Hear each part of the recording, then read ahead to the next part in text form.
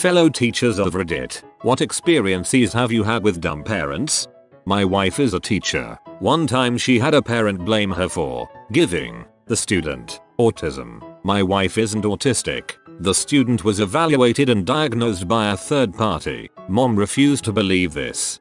Oh crap, caught the autism again. Better stay inside for 3 to 5 days and drink plenty of liquid. The stupidity of some individuals never ceases to amaze me.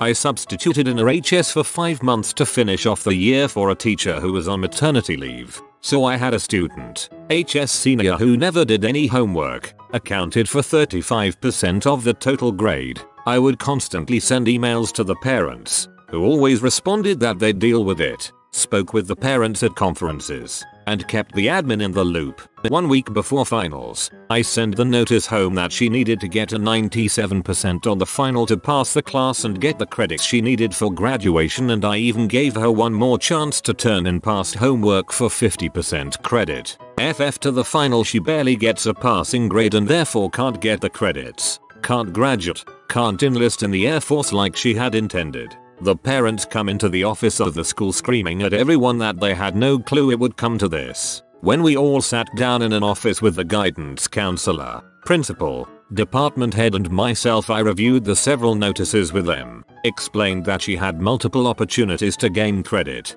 etc., but refused to do anything. Turns out the wife was hiding the emails and information from her husband and wanted her daughter to fail so she wouldn't join the Air Force and move away from home. Last I heard from the situation, they're not together. The daughter is working at Lowe's, never finished HS, and has 2 kids and multiple arrests for selling drugs. There's a reason I didn't want to pursue teaching as a career after that. Well, the mother got her wish. Daughter was manipulated into staying near home. The lack of a decent relationship between these two will cause the daughter to manipulate her own children to the same effect. The cycle continues. I had one parent come to school, drop off her child, and physically assault an elementary schooler she believed was bullying her child before I could stop it. That was scarring for everybody involved. We had a parent instigate an investigation into bullying, formal complaint, restorative meetings, etc., because her son was on the playground after school, and when one of the older children wanted to get past him he said, "Excuse me, little one." She said that by not using his name, the older child didn't know it. He was bullying her son. That's actually precious. It's an insanely sensible way to get past someone, especially being a kid. I taught English in Colombia for a summer and had some pretty interesting interactions. One particular set of parents insisted that their son was a brilliant genius who didn't need to study. He rarely came to class and therefore could barely speak any English, while the rest of his classmates could speak full, basic sentences. I emailed his parents my concerns for his apparent lack of motivation, and they told me that he could speak perfect English and didn't need to come to class, so they let him skip. Finally, parent-instructor conferences time came and I asked them to bring their son. I asked him in English, "How is English class coming along?" He stared blankly and just started crying. "Told you so." Just before Christmas break, I had the students hand in a paper. One of the students was missing a page, so I pulled out a contact sheet that I had the students fill out at the beginning of the year, and gave a call. The student's father picked up the line, said, "Thanks for calling. We will definitely get that extra page into you." The next day, the student's mother comes storming into the classroom. She happens to be an education assistant at the school. She demands to know where I got that number. I said that her son had put it on the contact sheet. Apparently the parents are separated. She proceeded to tell me that I had no right to call that number, and that when there is a problem with their son, only she has the right to know. I told her, "Thanks, that's good to know." That's when she dropped this bombshell. "If he hands something and that is incomplete, you fail him. You got that? Fail." Then she walked out of the classroom. This coming from a person who is supposed to help children succeed. I wouldn't call them dumb parents, but parents who are in denial about who their child actually is break my heart. For instance, we had a student who had an abundance of markers for autism and was in 6th grade. All the teachers on the students' team agreed they ought to tell the parents their concerns and suggest the student be tested so we could offer more resources for the student. The teacher who spoke with them was very polite, very kind in suggesting they try and figure out how best to help the student. And the mom literally screamed at her that nothing was wrong with her child and that she would never get the student tested. Her husband even tried to tell her that it wasn't a bad thing and that they should try and see if it would help since his teachers who knew him thought it might. The mom started cussing out the teacher and stormed out. Denial, the not so silent killer. I teach in a college, so the students are almost always 18 or over. A couple years ago, one student's mother called the chair of my department to complain on behalf of her daughter about the difficulty of some work listed on my syllabus. My chair was baffled. Asked the mother if her daughter was over 18. The mother replied that her daughter was 20 years old. My chair explained that it was then her daughter's responsibility to either speak with me directly or withdraw from the course. That's it. That's all. It's college. People only go if they want to. No one's mother can do anything about the workload. Seriously, I'm glad that's the policy in college so then kids who had helicopter parents can learn to grow without the helicopter influence. I had a student who I caught plagiarizing in an essay. The zero was going to cause the student to not graduate on time. The parent called a meeting, but I had proof of the action thanks to Turnitin.com. I explained the assignment, and I showed the parent my proof. And that is when she said, "But I wrote that part of the essay, not my daughter, so she didn't cheat. I did." I have a love-hate relationship with Turnitin.com. I like the concept of it, but if you have a balls-long essay with 100 quotes, say you're doing a book report, Elmo takes a bath and you have to practically rewrite the book in quotes, it makes you look really bad. That doesn't mean that I'm not using it when I become a teacher. 4-day weekend. Come back on Monday to 50 emails. Generally we have 10-15 in my group. My voicemail has 10 messages. I had not gotten a voicemail once in my entire time at my school. Parent flipping out that their student is failing. How stupid I was for not allowing their student to do the work. How ridiculous I was that I could not give her student another chance. Last email and voicemail is husband apologizing because I am not the teacher of this student. Got confused with last name I guess. Turned out okay for you I guess lol. Taught college, so my story is nice. Had a student failing horrible, 10%, but would not drop. Whatever, not my dime, not my problem. Anyway, grades come in and, I guess, his mother has his password to his account. Or perhaps he just told her his grade, F, obviously, and I get an angry email insisting that there's no way he could have failed pre-calculus, because my god. His father is an engineer and the student wants to be an engineer and he just has to be good at math. The best part is, when you turn 18 and go to college you're treated as an adult, even if you don't act like one, and there's a little box you can check that says allow my parents to see my records. Most kids don't check it, and by law I am not allowed to release any records to anyone, even parents. So I politely informed her that her son is considered an adult and I was not allowed to release any records and that she would have to contact him. Of course this prompted a long "I'm going to get you fired" email that I forwarded to my dean who came to my office for a long laugh. I actually feel pretty bad for the kid. Having a helicopter mom like that at that age will do him no favors. When I was a student teacher, we were preparing for parent-teacher interviews. My cooperating teacher and the VPs had to have a discussion with me in regards to meeting with one particular parent. Basically, let my cooperating teacher do all the talking. Usually I'd be expected to take the lead as I had been planning and teaching the course at this point for a while. Because if we say the wrong thing it's entirely possible that the kid will be showing up to school with bruises the next day. Apparently the administration had already been involved with this individual and police multiple times before. In the end everything turned out okay, as far as I know. I believe the student went on to graduate, middle school, that year. Still something that sticks with me as a reminder that the profession isn't just lessons and grading. There's some real crap that goes down occasionally. Parent thought all the F's the student was receiving stood for Fantastico. My teacher friend almost lost it in their face during parent-teacher conference. Reminds me of this story. My neighbor went to the Catholic school where students in primary grades received grades of O, outstanding, S, satisfactory, and you, unsatisfactory. She got a bunch of us on her assignments and her mother was very angry with her, and my neighbor told her mom, but mom, you means you did good. The dumbest parents I have experience with are really the ones I had no experience with. I generally have about 150 students any given quarter, and parent-teacher conferences twice a year. I never get more than 6 parents. This past quarter was my worst ever. One parent showed up. What bothers me even more is that I teach middle school, an age group that really doesn't want to be in school, in an inner city district, adding even more to students' drive. A complete lack of interest in your kid's education is the dumbest thing I can think of. I've had a parent tell me that her child will be late to class every day because the street lights aren't on when she comes to school. The street lights aren't on because the sun is up. Enablers. Worthless enablers. What the?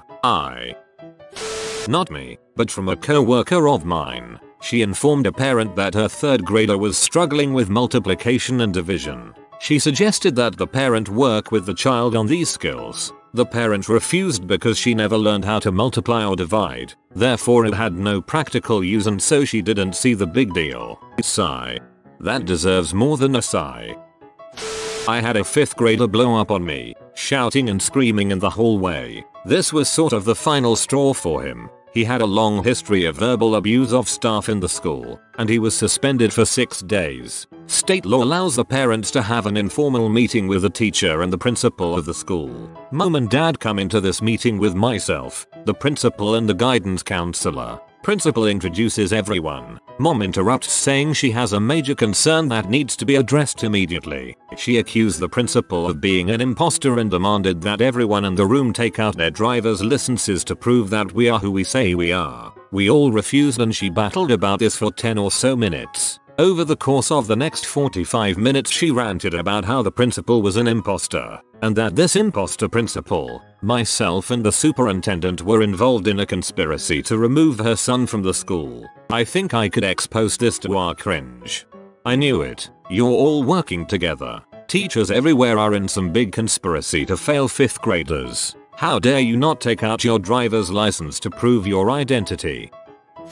My first year of teaching, I had a student who was constantly sleeping in class. I called home about it and the mother said that he was always on his computer or watching TV at night and she couldn't get him to stop. I was only 23 at the time and didn't feel confident enough to tell a parent how to be a parent. But if that happened now, I'd calmly tell the parent to go into the room and remove the offending technology. I had to show my big sister the best way to disable a computer or PS3 temporarily so her kids wouldn't use them when they weren't allowed, and in a way that would be easy to fix that didn't require actually taking the whole device. I love my nephews and I get being a techno geek and gamer, but they took it a bit too far. Parents' evening. 1 is above target, 2 is on, 3 is below. Parent: why has my child got a 3 for academic achievement? Me: because they are working 2 grades under what they should be getting. Parent: but why has she got a 3? Me: silent sigh because she got an E on her test. Parent: but an E does not mean a fail. Me: for her it does. Parent: yeah, but it shouldn't be a 3 inches. A circle. A horrible, horrible circle. Repeat 3 times. On the flip side, I knew I was getting a D in algebra and told my teacher there was no way I could bring home a D. He added a comment code that said student is working up to ability, so I wasn't being lazy, just stupid. I had a kid that was very angry, got in fights with kids and teachers and so on. I worked with this kid and we were making a lot of progress. His mom believes in not sharing your feelings and keeping things bottled up, so she told him not to talk to me about his feelings anymore. For a year anytime I'd try to talk to him he'd say my mom says I don't have to talk about me feelings so I am not going to, and I'd patiently tell him okay. He got progressively worse and had such a hard year that year. After he came back from summer he came up to me and gave me a hug and told me thank you for helping him. The next year he did amazing. I'm really happy for him, but his mom really stunted his growth with her own fears of being open and vulnerable. She never liked me and my hippie ways, haha. Your last sentence explains your username, and you sound like a great teacher.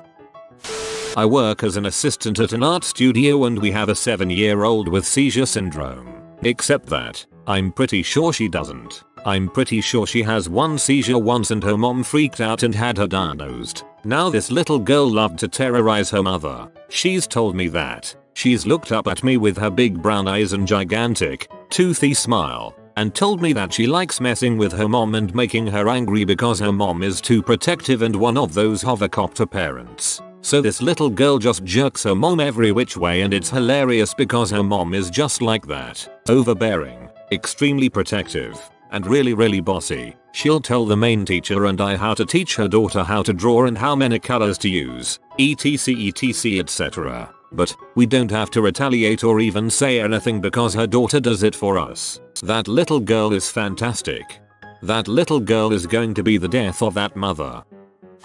Not a direct interaction with the parents, but I feel it fits. I coordinate an internship program. I caught one of the students stealing. It wasn't a lot, a few packs of stride gum, but something like that makes us look bad to the employer could have jeopardized the entire program. I explain everything to school administration, and the student gets suspended for 3 days. When he returns he apologizes to me. I do a whole spiel that what he did was serious, and on a real job if you are caught stealing there are no second chances, and I had to promise the manager I'd watch him like a hawk for the rest of the year. To lighten the mood up a bit I asked him what he did over the 3 days of being suspended. His mom had taken him to the mall, bought him new headphones, a few shirts from Hollister and a Abercrombie and new PS3 game, which he played all the time he was suspended for stealing. My uncle was a teacher in a school for troubled kids for about 10 years elementary. One day a kid starts talking about how the plants and deer are all over his house. My uncle, being a long-time surfer and product of the 70s, didn't say anything at first. Then, during a parent-teacher conference, the parents are just being flat out uncooperative. It ain't my son's fault. You failing him. Dat on you. He do his homework, I see him. Ma'am, he needs more FOC. No you don't what are talking about. How do you even be a teacher when you don't know shit? My uncle, I know you're cultivating marijuana at the same home where your son lives. BOOM. He said she got a look on her face that was just priceless, like she just crap her pants. Then he told her, get rid of the plants today and sit down with your son and help him with his work, or else. I had a parent who insisted that her daughter be allowed to make up work after her child missed 42 days of school. Luckily, I was able to hand that one off to administration. My teacher friend busted one of her kids for cheating, and then went and informed the parents. The mom actually called the local radio station to complain about the teacher. Luckily the radio station and the callers thought the mom was crazy as well. I teach 11th grade. 1. Sat in an IEP, special ed, meeting. The parents wanted all of these accommodations for the student even though we kept bringing up his daily weed habit. The accommodations still got on the plan with a promise from him to cut back. 2. Parents asking us how to parent their child. He gets upset when I take his Xbox. 3. A kid kept forgetting his backpack. I asked him if he had his cell phone or shoes. Obviously he did. So I told him to put those items in his backpack when he gets home. His mom thought I was a genius. 4. One parent was exasperated that their child with ADHD wasn't doing college level work. 5. 2 minutes into a phone conference with a mom, she compared her son with her other kids and lamented that her son wasn't as good at school as they were. 6. This is the saddest. I have a deaf student. On parent-teacher night the student's parents come to my class with her. I quickly deduced that the mom and the dad do not know sign language. We talked about her progress and her wanting to go into medicine. I had to convince the dad she was capable. He kept talking her down and demanding she speak. This is a majority of my parent interactions. I would say 1/3 are normal but yield no change. My mother is a K-12 teacher for a charter school that does homeschooling with a teacher checking in and reviewing things about once a week. It's meant for students who have difficulty in the public school system, which can range from dropouts to super smart kids to non-English speakers, and parents who don't have the time to do full homeschool. I used to help with grading the math and science stuff, so I have tons of stories. One parent during the school year kept taking her daughter on trips to different countries, and then asking my mother to extend her work. We're talking about 5 or 6 trips during the year. That would be fine. if it was laid out at the start of the school year and they could schedule accordingly. But this parent would make these trips spontaneously, like, in a few days, we're going to Russia, so she can't meet you next week like we scheduled 2 days ago. Another parent really pee off my mother. 2 kids, brothers, both seniors almost done with high school. All that was left was some sort of state testing done in a classroom. One brother shows up, the other isn't there. My mom, proctor for the exam, asks where his brother is. He replies, he didn't feel like coming. She tells him that this is all he needs to graduate, so text him and get him to come here. He doesn't show. Halfway through the test, the kid's mother storms in the door, yelling at my own mother, telling her off for making her son feel ashamed and humiliated. She flips a table over, no joke, grabs her son that's there, who looked like he wanted to die. Keep in mind, he is a senior, like 17 years old or so, and storms out the door. Both brothers fail to get their HS degree, as neither had completed the state test. The crazy mom then writes a scathing email to my mother's supervisor, talking about how she had been lying to her, disregarding her problems and her children's education, and attempting to sabotage their chance at graduation. I have more, may post them up later if anyone is interested. A mother asked me to give it to her straight about her child. I told her he was a threat to other students and a disruption to every class he's ever been in. She reported me to the district. A 16-year-old freshman girl is constantly skipping class and starts failing at the beginning of the year. I call mother to inform her about missing class and missing grades. The mother puts me on speakerphone without telling me that the kid is listening on the conversation. I tell her that I am concerned about the kid's attendance and seemingly poor academic habits. The mother blows up at me saying that I shouldn't worry about her attendance because it's not my business. She then says she's self-employed and frequently far from the school and can't take time to deal with her daughter's school issues. She later transfers out of my class to another teacher. She failed the class anyway. My mom is a kindergarten teacher. Just a few months ago one parent asked her if it was alright if she came in and gave the kids henna tattoos for a class Christmas party. My mom decided to give the kids permission slips in order to participate, and mentioned that tattoos would be about the size of a nickel and would be holiday themed. Another parent upon reading the permission slip came into the school and complained to the principal that my mother was trying to turn the kids Muslim. The principal essentially told her she was a moron and to frick off. Good for the principal. Henna isn't strictly a Muslim thing either. Not me, but a situation that happened in my school. We get a new student the last week of May with only 4 weeks of school left. In this school year, this student has only attended 1/2 weeks of school due to school anxiety. He has a whole team of professionals, his mother, and a one-on-one aide that work with him. This is also his 3rd school, kicked out of his 2 previous ones, and he is in 2nd grade. He had a generally good first day, fist bumped his teacher, did a little bit of stuff, then went home and told his mother that it was the worst day in his life. Mom comes to school all up in arms about how we're ruining her precious little snowflake. The next day, his classroom teacher tried to get him to do some writing with her. The kid looks straight in her eyes and says, "My mother said I don't have to do anything. Are you calling my mother a liar?" Cue mother the next day, all up in arms, because the teacher called my precious snowflake a liar. So, due to his school anxiety, he doesn't have to do any work, interact with teachers, make any movement whatsoever except sit like a lump in his seat. The teacher, when giving an assignment to the class, has to specify to him but you don't have to do anything if you don't want to. It's by far the stupidest situation I've ever witnessed. TLDR. 2nd grader who is professionally advised to not do any work at school because of batshit crazy mother.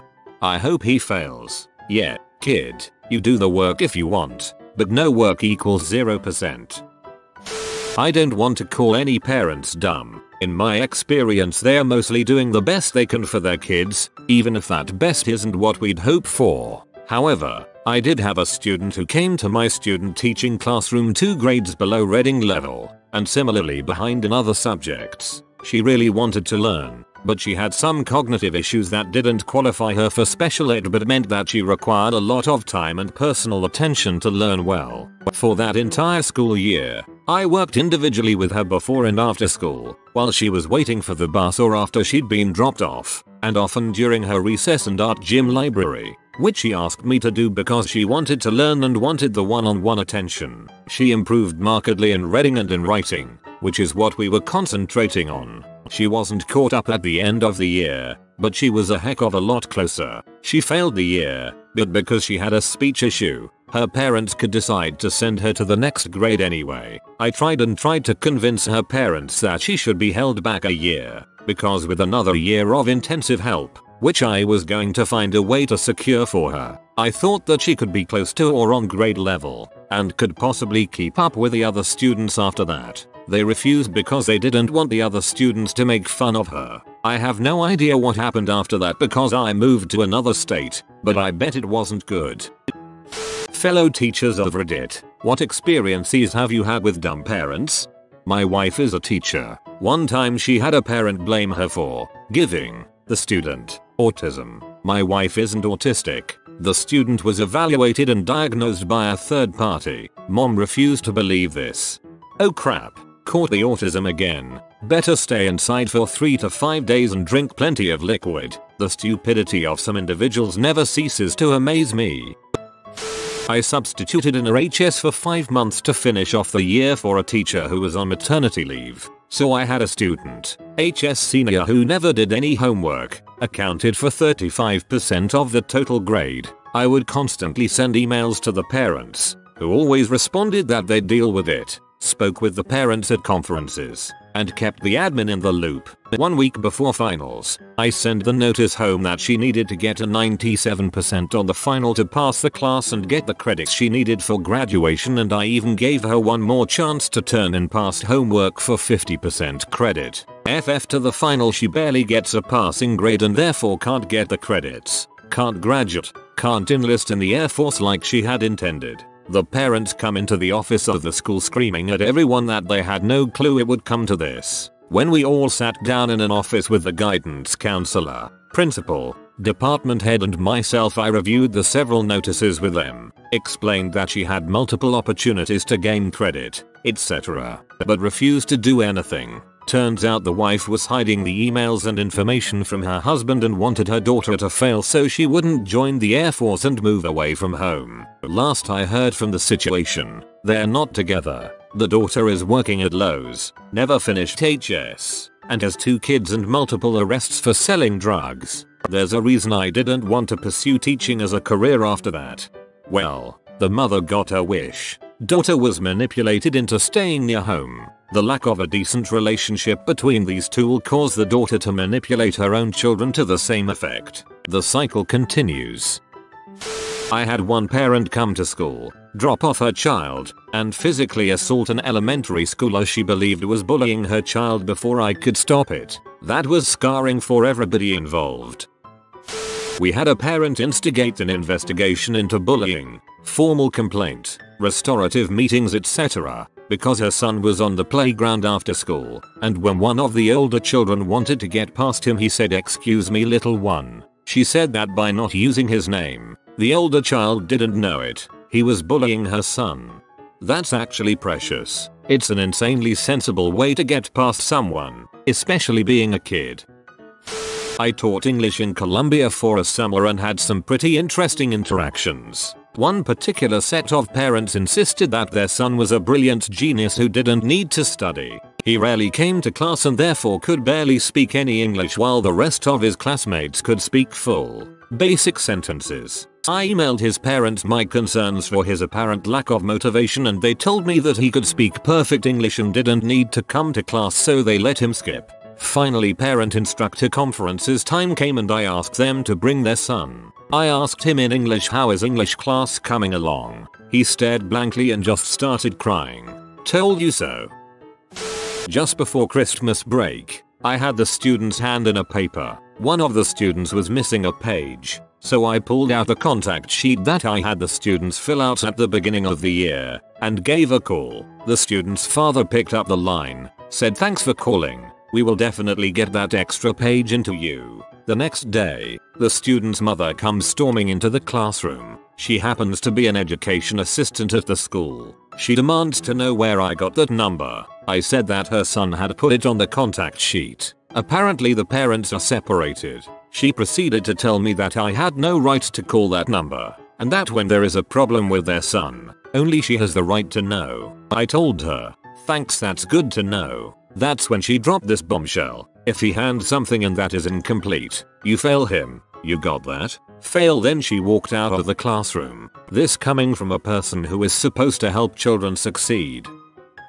I wouldn't call them dumb parents, but parents who are in denial about who their child actually is break my heart. For instance, we had a student who had an abundance of markers for autism and was in 6th grade. All the teachers on the student's team agreed they ought to tell the parents their concerns and suggest the student be tested so we could offer more resources for the student. The teacher who spoke with them was very polite, very kind in suggesting they try and figure out how best to help the student. And the mom literally screamed at her that nothing was wrong with her child and that she would never get the student tested. Her husband even tried to tell her that it wasn't a bad thing and that they should try and see if it would help since his teachers who knew him thought it might. The mom started cussing out the teacher and stormed out. Denial, the not so silent killer.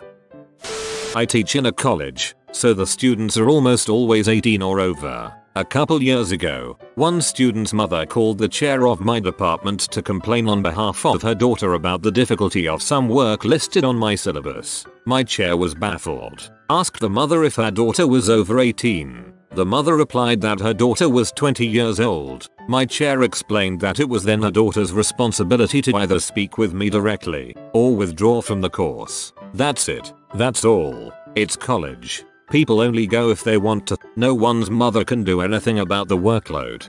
Seriously, I'm glad that's the policy in college so then kids who had helicopter parents can learn to grow without the helicopter influence.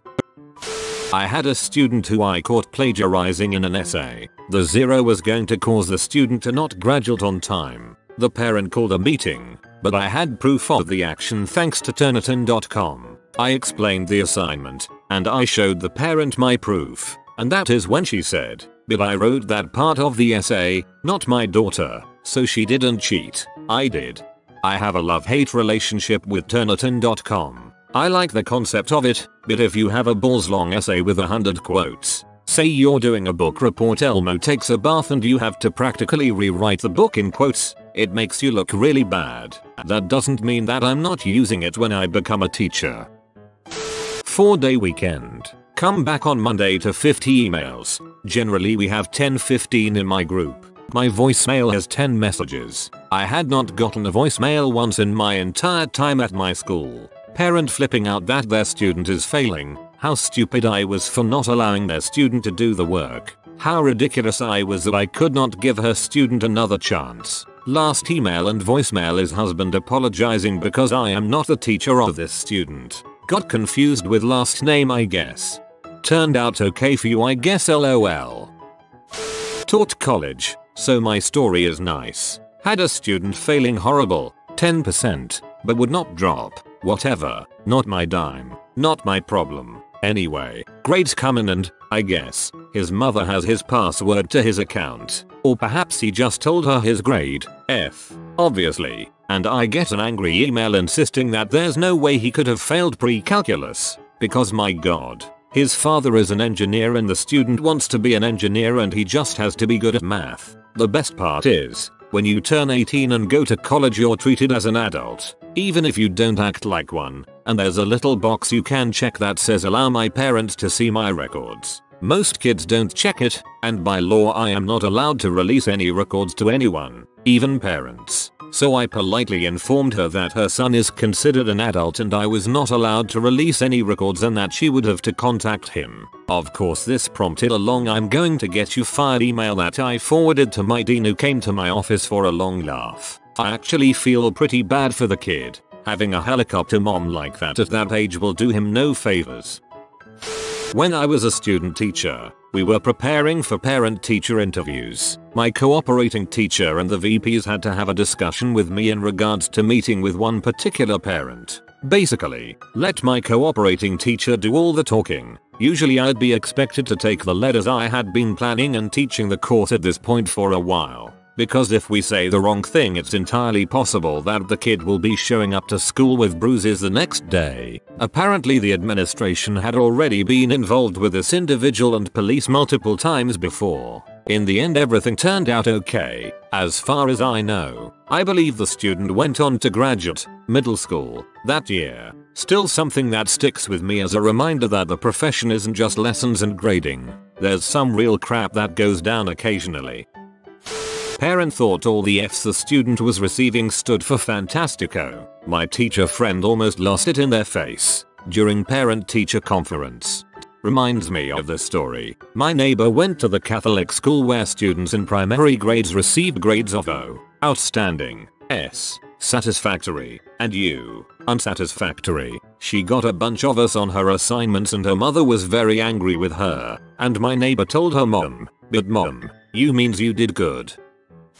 The dumbest parents I have experience with are really the ones I had no experience with. I generally have about 150 students any given quarter, and parent-teacher conferences twice a year. I never get more than 6 parents. This past quarter was my worst ever. One parent showed up. What bothers me even more is that I teach middle school, an age group that really doesn't want to be in school, in an inner city district, adding even more to students' drive. A complete lack of interest in your kid's education is the dumbest thing I can think of. I've had a parent tell me that her child will be late to class every day because the street lights aren't on when she comes to school. The street lights aren't on because the sun is up. Enablers. Worthless enablers. What the? Not me, but from a co-worker of mine. She informed a parent that her 3rd grader was struggling with multiplication and division. She suggested that the parent work with the child on these skills. The parent refused because she never learned how to multiply or divide. Therefore it had no practical use and so she didn't see the big deal. Sigh. That deserves more than a sigh. I had a 5th grader blow up on me, shouting and screaming in the hallway. This was sort of the final straw for him. He had a long history of verbal abuse of staff in the school, and he was suspended for 6 days. State law allows the parents to have an informal meeting with the teacher and the principal of the school. Mom and dad come into this meeting with myself, the principal and the guidance counselor. Principal introduces everyone. Mom interrupts saying she has a major concern that needs to be addressed immediately. She accused the principal of being an imposter and demanded that everyone in the room take out their driver's licenses to prove that we are who we say we are. We all refused and she battled about this for 10 or so minutes. Over the course of the next 45 minutes she ranted about how the principal was an imposter, and that this imposter principal, myself and the superintendent were involved in a conspiracy to remove her son from the school. I think I could expose this to our cringe. I knew it. You're all working together. Teachers everywhere are in some big conspiracy to fail 5th graders. How dare you not take out your driver's license to prove your identity? My first year of teaching, I had a student who was constantly sleeping in class. I called home about it and the mother said that he was always on his computer or watching TV at night and she couldn't get him to stop. I was only 23 at the time and didn't feel confident enough to tell a parent how to be a parent. But if that happened now, I'd calmly tell the parent to go into the room and remove the offending technology. I had to show my big sister the best way to disable a computer or PS3 temporarily so her kids wouldn't use them when they weren't allowed, and in a way that would be easy to fix that didn't require actually taking the whole device. I love my nephews and I get being a techno geek and gamer, but they took it a bit too far. Parents' evening. 1 is above target, 2 is on, 3 is below. Parent: why has my child got a 3 for academic achievement? Me: because they are working 2 grades under what they should be getting. Parent: but why has she got a 3? Me: silent sigh because she got an E on her test. Parent: but an E does not mean a fail. Me: for her it does. Parent: yeah, but it shouldn't be a 3 inches. A circle. A horrible, horrible circle. Repeat 3 times. On the flip side, I knew I was getting a D in algebra and told my teacher there was no way I could bring home a D. He added a comment code that said student is working up to ability, so I wasn't being lazy, just stupid.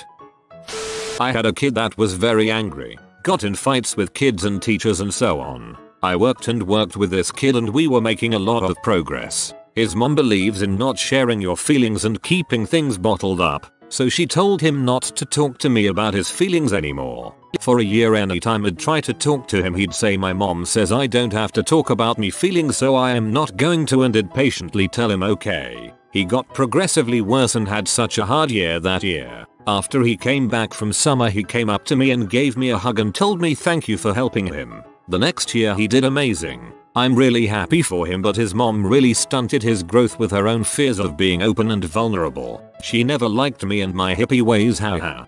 Your last sentence explains your username, and you sound like a great teacher.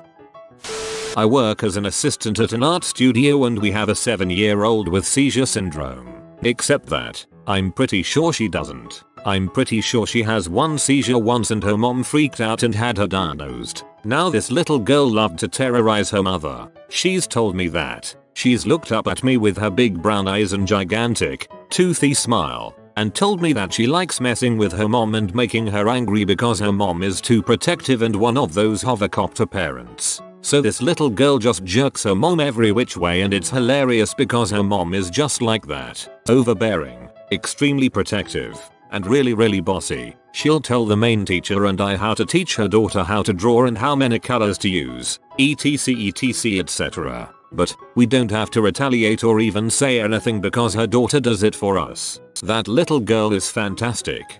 That little girl is going to be the death of that mother. Not a direct interaction with the parents, but I feel it fits. I coordinate an internship program. I caught one of the students stealing. It wasn't a lot, a few packs of stride gum, but something like that makes us look bad to the employer could have jeopardized the entire program. I explain everything to school administration, and the student gets suspended for 3 days. When he returns he apologizes to me. I do a whole spiel that what he did was serious, and on a real job if you are caught stealing there are no second chances, and I had to promise the manager I'd watch him like a hawk for the rest of the year. To lighten the mood up a bit I asked him what he did over the 3 days of being suspended. His mom had taken him to the mall, bought him new headphones, a few shirts from Hollister and a Abercrombie and new PS3 game, which he played all the time he was suspended for stealing.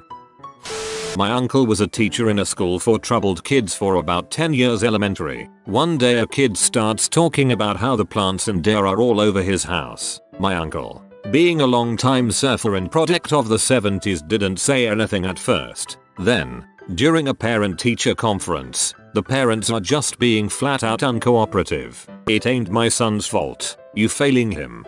Dat on you. He do his homework, I see him. Ma'am, he needs more FOC. No you don't what are talking about. How do you even be a teacher when you don't know shit? My uncle, I know you're cultivating marijuana at the same home where your son lives. BOOM. He said she got a look on her face that was just priceless, like she just crap her pants. Then he told her, get rid of the plants today and sit down with your son and help him with his work, or else.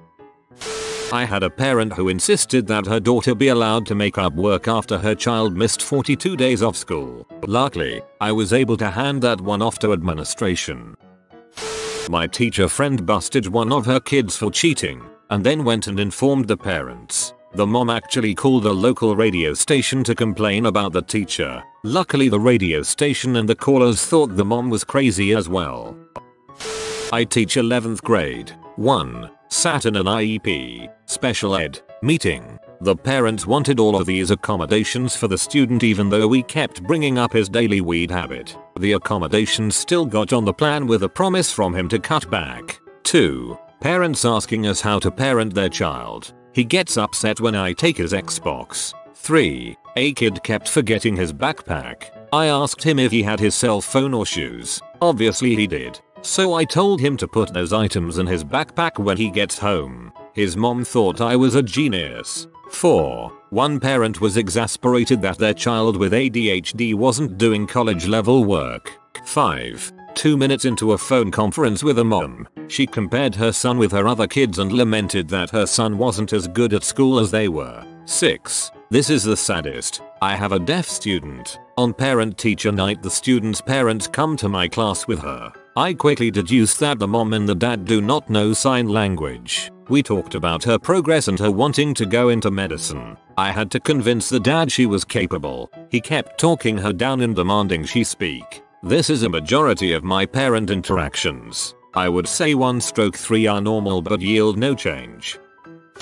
My mother is a K-12 teacher for a charter school that does homeschooling, with a teacher checking in and reviewing things about once a week. It's meant for students who have difficulty in the public school system, which can range from dropouts to super smart kids to non-English speakers, and parents who don't have the time to do full homeschool. I used to help with grading the math and science stuff, so I have tons of stories. One parent during the school year kept taking her daughter on trips to different countries, and then asking my mother to extend her work. We're talking about 5 or 6 trips during the year. That would be fine if it was laid out at the start of the school year, and they could schedule accordingly. But this parent would make these trips spontaneously, like, in a few days, we're going to Russia, so she can't meet you next week like we scheduled 2 days ago. Another parent really pissed off my mother. 2 kids, brothers, both seniors almost done with high school. All that was left was some sort of state testing done in a classroom. One brother shows up, the other isn't there. My mom, proctor for the exam, asks where his brother is. He replies, he didn't feel like coming. She tells him that this is all he needs to graduate, so text him and get him to come here. He doesn't show. Halfway through the test, the kid's mother storms in the door, yelling at my own mother, telling her off for making her son feel ashamed and humiliated. She flips a table over, no joke, grabs her son that's there, who looked like he wanted to die. Keep in mind, he is a senior, like 17 years old or so, and storms out the door. Both brothers fail to get their HS degree, as neither had completed the state test. The crazy mom then writes a scathing email to my mother's supervisor, talking about how she had been lying to her, disregarding her problems and her children's education, and attempting to sabotage their chance at graduation. I have more. May post them up later if anyone is interested. A mother asked me to give it to her straight about her child. I told her he was a threat to other students and a disruption to every class he's ever been in. She reported me to the district.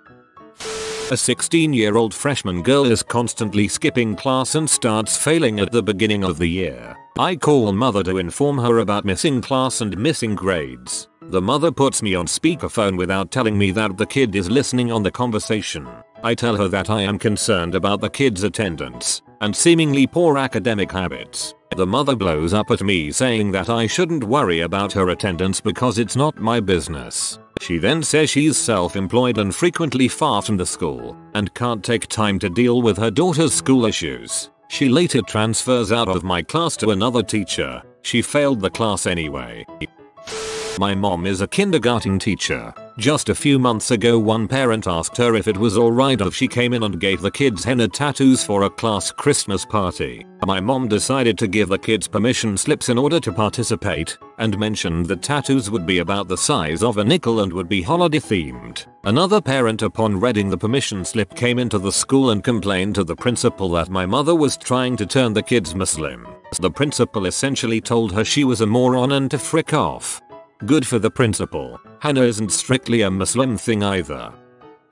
Not me, but a situation that happened in my school. We get a new student the last week of May with only 4 weeks of school left. In this school year, this student has only attended 1/2 weeks of school due to school anxiety. He has a whole team of professionals, his mother, and a one-on-one aide that work with him. This is also his 3rd school, kicked out of his 2 previous ones, and he is in 2nd grade. He had a generally good first day, fist bumped his teacher, did a little bit of stuff, then went home and told his mother that it was the worst day in his life. Mom comes to school all up in arms about how we're ruining her precious little snowflake. The next day, his classroom teacher tried to get him to do some writing with her. The kid looks straight in her eyes and says, "My mother said I don't have to do anything. Are you calling my mother a liar?" Cue mother the next day, all up in arms, because the teacher called my precious snowflake a liar. So, due to his school anxiety, he doesn't have to do any work,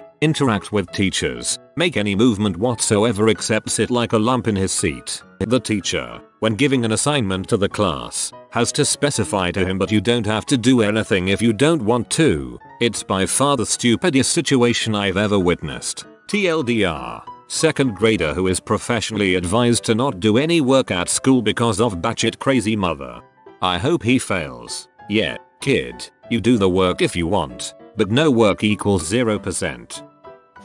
I don't want to call any parents dumb. In my experience, they're mostly doing the best they can for their kids, even if that best isn't what we'd hope for. However, I did have a student who came to my student teaching classroom 2 grades below reading level, and similarly behind in other subjects. She really wanted to learn, but she had some cognitive issues that didn't qualify her for special ed but meant that she required a lot of time and personal attention to learn well. For that entire school year, I worked individually with her before and after school, while she was waiting for the bus or after she'd been dropped off, and often during her recess and art gym library, which she asked me to do because she wanted to learn and wanted the one-on-one attention. She improved markedly in reading and in writing, which is what we were concentrating on. She wasn't caught up at the end of the year, but she was a heck of a lot closer. She failed the year, but because she had a speech issue, her parents could decide to send her to the next grade anyway. I tried to convince her parents that she should be held back a year, because with another year of intensive help, which I was going to find a way to secure for her, I thought that she could be close to or on grade level, and could possibly keep up with the other students after that. They refused because they didn't want the other students to make fun of her. I have no idea what happened after that because I moved to another state, but I bet it wasn't good. App developers and programmers of Reddit, what was the dumbest app program idea someone ever proposed to you?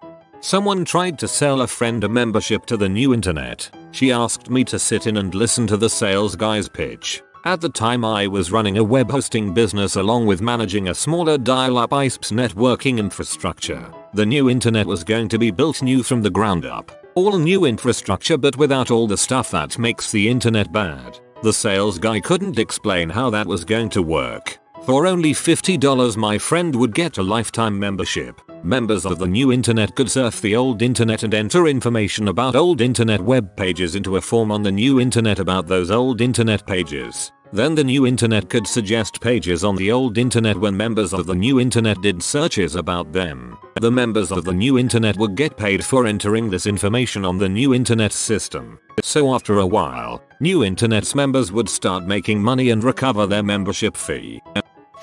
My uncle suggested I create a type of digital map that could direct you places and help you get from point A to point B. He suggested this 3 weeks ago.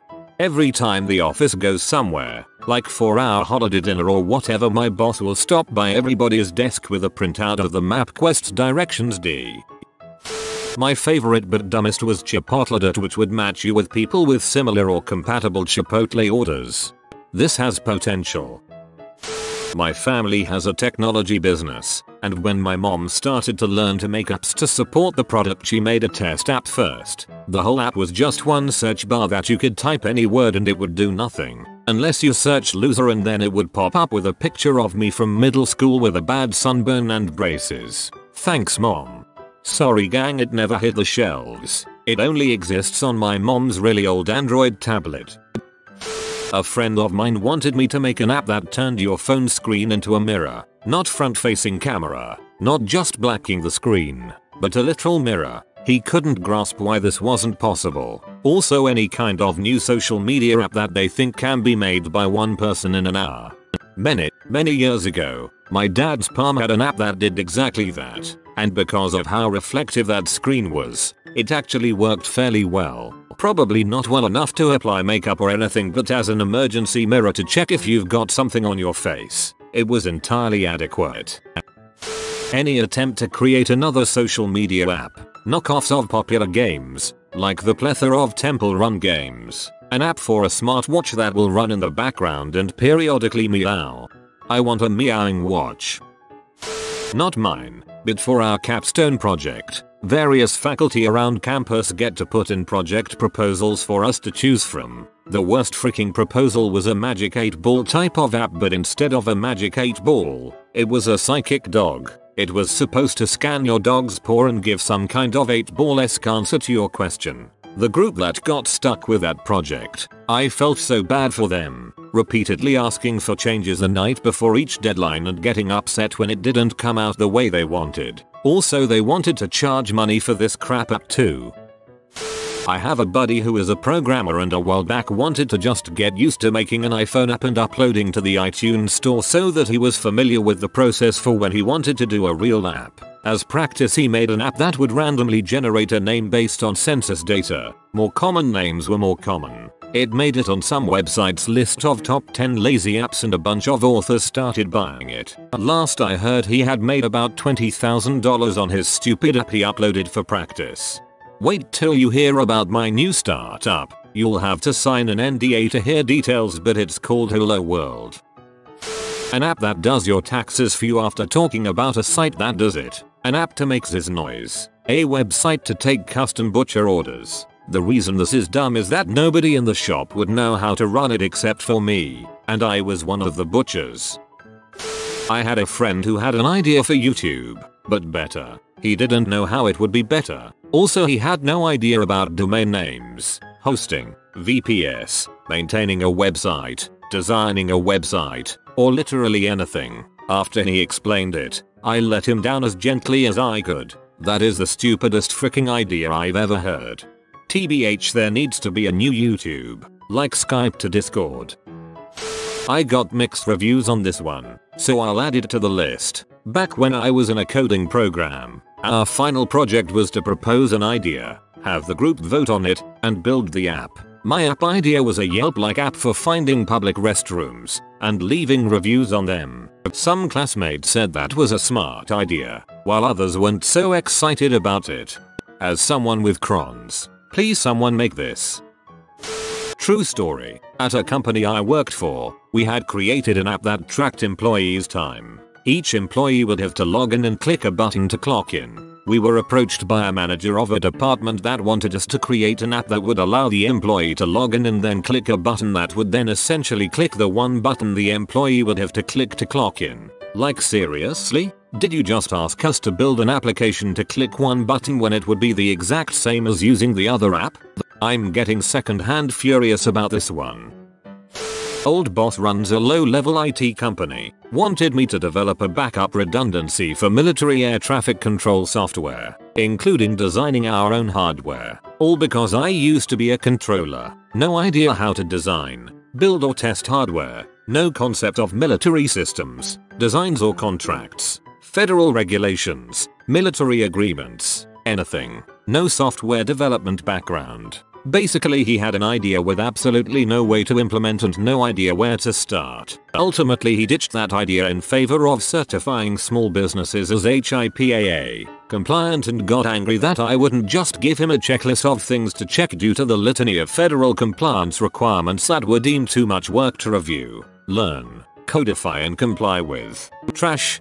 I feel you. I, software engineer, was placed in charge of a project to build new hardware simply because I'd once worked adjacent to a group that did similar things and that made me more experienced than any of the other employees. My family friend develops apps, and I always loved her stories. My personal favorite was a weed breathalyzer app for your iPhone. If you blow into your iPhone to see if you're high, you're high. Pretty simple. Miles delivery service. We'll go to restaurants and deliver food to your house, or go to the store and pick up your groceries. My pitch to an entrepreneurial class in 1998. What a stupid idea. There's no way anyone could make money doing that. I once had a friend who wanted me to urgently make a full-on sports betting app in 1 week. Like, talk about choosing beggars extraordinaire. He wanted one person to make a commercial betting app goal live in 1 week. Urgently. I could all but laugh in his face and tell him to frick off. An app that you could make a list and that would live update to all of your devices, so that we can have a family shopping list. My mom circa 2018. I told her that you could use Google Docs for that, and showed her how, and she goes, but that's not for making shopping lists. You got Google Keep as well. My sister-in-law thought I should make a business using drones to make fake reindeer hoof prints on roofs and other evidence of Santa, and when I told her yeah no that's not going to work, she said well you should make a program that does that with a drone and sell that. Well, you can always sell it to North Korea. They would love to bring gifts to the rest of the world. Local line cook wanted me to make this app as a side project. Open your refrigerator and take a picture with your smartphone. The app will give you all of the recipes that you can make with the stuff in your fridge. The app itself would be amazing if it wasn't basically impossible to build. Edit. Line cook to line cook. Every company with more than 100 employees and a non-tech savvy boss will at some point pay away 7 figures on a branded social app or website that's going to be the next Facebook or Twitter, where millions of potential customers will certainly want to hang out and crickets. Yeah, you're going to shut that thing down within 6 months because it is too embarrassing that your big bet social community is a buggy, boring, blatantly sales focused ghost town. Dang, I didn't know some of that stuff actually went through. I am imagining some boss messaging everyone on Facebook to use a better alternative. A contest raffle app where people would be entered to win prizes, and somehow large companies, Coca-Cola for instance, would pay us a few cents for each ticket entered. He just needed someone to put together the code over a weekend and promised me 30% of the profits. He had no answer when I asked him why would large companies pay for us to run raffles through this app. I declined his offer. I have only 3 words for suggestions like this one: money up front. I hope this qualifies because it is the most unrealistic request I've ever heard. A guy wanted to build a game engine that would incorporate all the major game categories: FPS, RTS, Sim, Open World RPG, etc. as building blocks and let a player create a custom one-off game session by picking which of the elements to combine into a game that would then be multiplayer over the internet. I am not capable of imagining the code it would take to make something like this work. I can do a single player version of this. It's called a box of Lego. I had a Navy captain ask me to add a friend foe column to the countries table. Took me about 2 seconds. Then he asked me to populate the fields. With what? Whether we're friend or foe with that country. Sir, I'm a contractor. That really seems like something that somebody with authority should provide. Sounds like a relationship status, but it needs and it's complicated added, at least. Facebook for base phishing. Facebook for local bans. Facebook but only for people at our school. I know. Facebook but for dating. I always have the exact same response. Send me the technical details in an email and I will review them. I have never received an email. In most cases, people just want you to humor them. The other fun question is, I make the app side tool. What do you do? I'm a publisher. Send me your finished manuscript and I will review it. Nope, never happens. Had a friend once who tried desperately to get me to create a search engine that could compete with Google. He's a not the brightest crayon in the box, lol. I mean, if you could build a search engine that could in fact compete with Google, that would probably be a pretty good moneymaker. Of course, that's in much the same vein as if I could fly like Superman, my morning commute would be a lot easier. I want you to make a simple mobile game like Call of Duty so I can host a tournament for my son's birthday. It's due next week. Can you do it for me as a favor, please? I was speechless. Working in corporate America, we get people that think the company has the budget or engineering staff of Facebook or Google. At various points, I've been asked to build an app that replaced features of Chrome, Notepad++, SAP, and e-commerce sites with features and layouts based on ideas from Facebook rather than business applications. Google and Facebook have an army of engineers working on their products. We're not going to be replacing them on a shoestring budget, nor should we.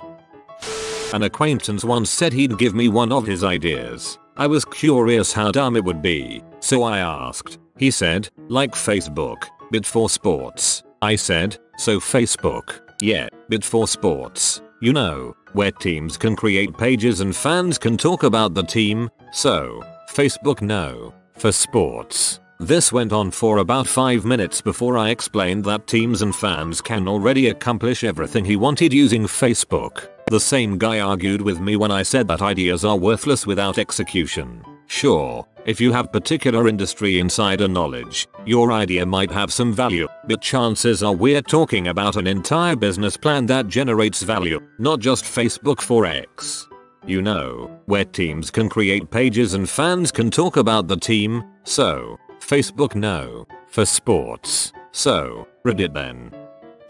An app that would have access your Gmail to read all your orders to check for price drops to get the difference, and the user pays on the honor system afterwards part of the savings. An app that would handle the writing of long tweets, but was also a full-blown Twitter client. An app that would send an SMS when you lost signal. Lots of apps that just expect your app can do anything. Well, it just has iOS allowing us to see everything the user does in other apps. An app that would send an SMS when you lost signal. I, too, would like this app. One of my classmates requested a copy of Google Chrome browser. Not like a copy-paste of Google Chrome, but a custom browser similar to Google Chrome. Dude, what was wrong with the real Google Chrome? When people wanted Internet Explorer, but better, I would install Firefox and put on an IE skin on it, and change the icons. Looked like IE but ran like Firefox and actually loaded pages. My boss asked me to write a business plan for an Uber-like service for babysitters. At the time there was a lot of issues with Uber drivers and debaucheries violence, at least in the media. When I asked him how he planned to do background checks or informed him that usually parents wanted to do an interview before leaving their children, he wasn't pleased. Needless to say, the prospectus painted a grim picture of our potential liabilities. Something like this exists. It's called Chime by Sitter City. You register to be essentially an on-call babysitter for certain times. Oh, there are a bunch of dumb apps in the store. Like seriously, there's apps that claim to make your phone into a scale, and people download it. They totally work. You either weigh enough to break your phone or not. I was contracted to build a church website, and one of the deacons I worked with wanted every single page to have different music played when it came up. The site was going to be about 20 pages. I mean, honestly, the only irrational part is that people don't stay on a page too long usually. If you had the playlist of 20 songs in a randomized queue that played while people were on the site, that wouldn't be too bad. Audio isn't too common, but I am sure old people would love it, lol. I like to cook, but I don't usually follow recipes. I'll just throw stuff together. My boyfriend commented once that I should make an app to save my recipes in case I want to recreate them. While his heart was in the right place, I could also just use any number of note-taking apps if I wanted to do this. I did have ideas pop in my head from the suggestion on how to go overboard with features, selecting ingredients and measurements instead of having to type them in, tagging recipes with keywords, etc. But that would be a lot of work for something I wouldn't use. When I was in college, someone once asked me to write a program that would send our trash into space from a trash can. This man was probably 55. I told him it sounded like a good idea. Crap, I would have laughed at his face if this happened to me, lol. Oh lord, I had some trashy woman propose to me an app that would I can't even explain it because it made no sense. But basically it involved signals on motorcycles, and having your helmet also have signals on it, and somehow this involved a mobile app. Somehow it was supposed to make riding a motorcycle safer because you had signals also on your helmet, which is not entirely without merit. But it's not just an app. You'd need to develop a helmet that could do this, and a motorcycle that could do this, and at this point the app is not the star of the show here. Maybe the helmet and motorcycle should just talk to each other and not go through your phone. But as it was proposed to me, you were meant to tap a button on your app when you wanted to signal, and I was it's not safer at all. Though a bike that connects to a smart helmet with a built-in HUD sounds absolutely badass, and I now want one. My partner is a programmer, so I've got to witness a couple of stupid app pitches over the years. The one I remember quite well was some dude we met at a bar, backpacker type, who had just arrived in town. His idea was to make an app for travelers that basically would let your family back home book some random person, I think other travelers in the area, to stage an intervention with you if your family back home felt like you deserved it, let overbearing mothers pay to have some rando do their overbearing business so you'd never get to rest while on vacation. I have to. First one was pitched to me as a search engine Google type app that would help direct people to the correct website they were looking for if they mistyped or misspelled the information, i.e., Cisco Systems instead of Cisco Foods. When I pointed out that most search engines already had this functionality for free, they got upset. Second, more of a website proposal, whereby users would pay a large monthly subscription fee to view web cameras from around the world dedicated to only show a live feed of the sunset wherever it is on the earth. This was during the 2000.com boom when tech money poured out of everyone's ears.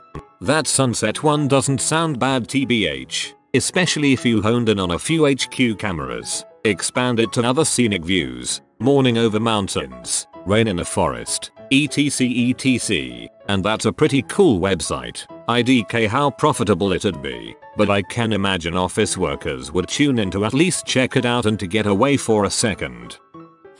All the comments about social media apps are true. It's also shocking how many people want a copy of an app that already exists. Most of those also happen to be the most popular social media app at the time. What I find with a lot of new apps is that at this point it's become like this other app, but with X. A while ago, at a party, I started chatting with some guy about biomedical applications of automatic image recognition. That's not even really my field. Truth to be told, I'm not even really a programmer, just a mathematician who occasionally cosplays as a computer scientist. After a bit, he started trying to convince me to work with him on an app to tell users if a mole looks cancerous or not given a photo. I tried to tell him that 1. The law, with good reason, does not have much sense of humor regarding unlicensed medical advice, and selling such an app would be a remarkably efficient way to frick up your life. 2. Doctors, in order to make their diagnosis, make use of a lot of domain knowledge that I have little clue about, and that would be tricky to implement in an algorithm even if I knew it. 3. The only vaguely ethical way to code such an app would be to have it ignore the camera image altogether and say this might be cancerous. See a doctor no matter the photo. Seriously, if you are concerned enough about a mole to consider using such an app, you should have gone to a doctor at least a week ago. Do not frick with skin cancer, but I know from common acquaintances that for a while after the party he was worried that I would steal his idea. A few apps like this actually exist if I recall correctly. They analyze photos for risk factors like irregular shape, color, etc., and then offer a risk assessment, while making it clear that they are only offering advice, not a diagnosis, and that you should consult a doctor in case of any doubt. Not very interesting for making money though. They are typically offered as a free service. It was pitched as, I am quoting, Tinder for offices, where you swipe between the profiles of colleagues at the office to find an empty desk near someone with the same professional interests as you. Another one was keyboards with mechanical energy harvesting devices to produce power. Not sure if they were serious, though. I'm into the Tinder for offices really. A few years ago I worked for a big price comparison site. A senior manager, related to the founder, came up with the idea that we should make an app that infects, his words, a visitor's browser, and when the visitor competitor fire a pop-up to tell them our prices are better. About 1 month's work for a very expensive team, who, for the whole month said is this legal? Spoiler, it was not, and thankfully the whole project was canned. Not a developer, but some guy told one of my friends that he wants to create an app that makes desktop icons, and these icons would link file paths and take you to a folder. English is not my main language, so I apologize for grammar or other stupid crap I don't know I typed. You could call them cut shorts. I had a custodian come up to me to ask if I could whip up a little app for him which implemented his solution of the roulette wheel. A little discussion of the Las Vegas fallacy went nowhere. Had a guy pitch me on what he thought was the greatest idea ever, that no one else had thought of. Wanted me to sign an NDA, when I told him I'm not signing an NDA, and I've probably heard your idea and turned it down 6 times already. He said, oh, you haven't heard this one? His idea was Craigslist and Facebook. So Facebook Marketplace. Doctors of Reddit, what was your dumbest I am Verismit patient experience? RN here, I see some crazy stuff. But one thing that stands out was the time I was admitting a guy to the hospital. I can't really remember what for, but he was about 400 pounds. Diabetic, heart disease, you name it. Anyhow, I'm at the computer going over some admission questions with him and his 10 family members who are crowded in the room with him.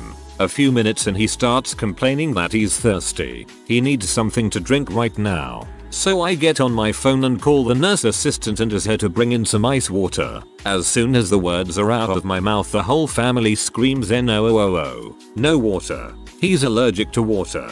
Well, this is gonna be a problem. Turns out the guy had been drinking nothing but Sprite and sweet tea for years because of his water allergy. The next question the wife had was, where are we all supposed to sleep? The whole family, 10 people, were planning to stay at the hospital with him. You can't make this crap up. I work in the air. We had a very pregnant patient come in needing stitches in her lady parts. Turns out she was a realtor and didn't want her water to break while she was showing a house. So she put a glass cup in her pants to catch the water. Instead of using a pad or an adult diaper, she went for a glass cup. She sat down while showing a house and sure enough, it broke and cut her up pretty bad.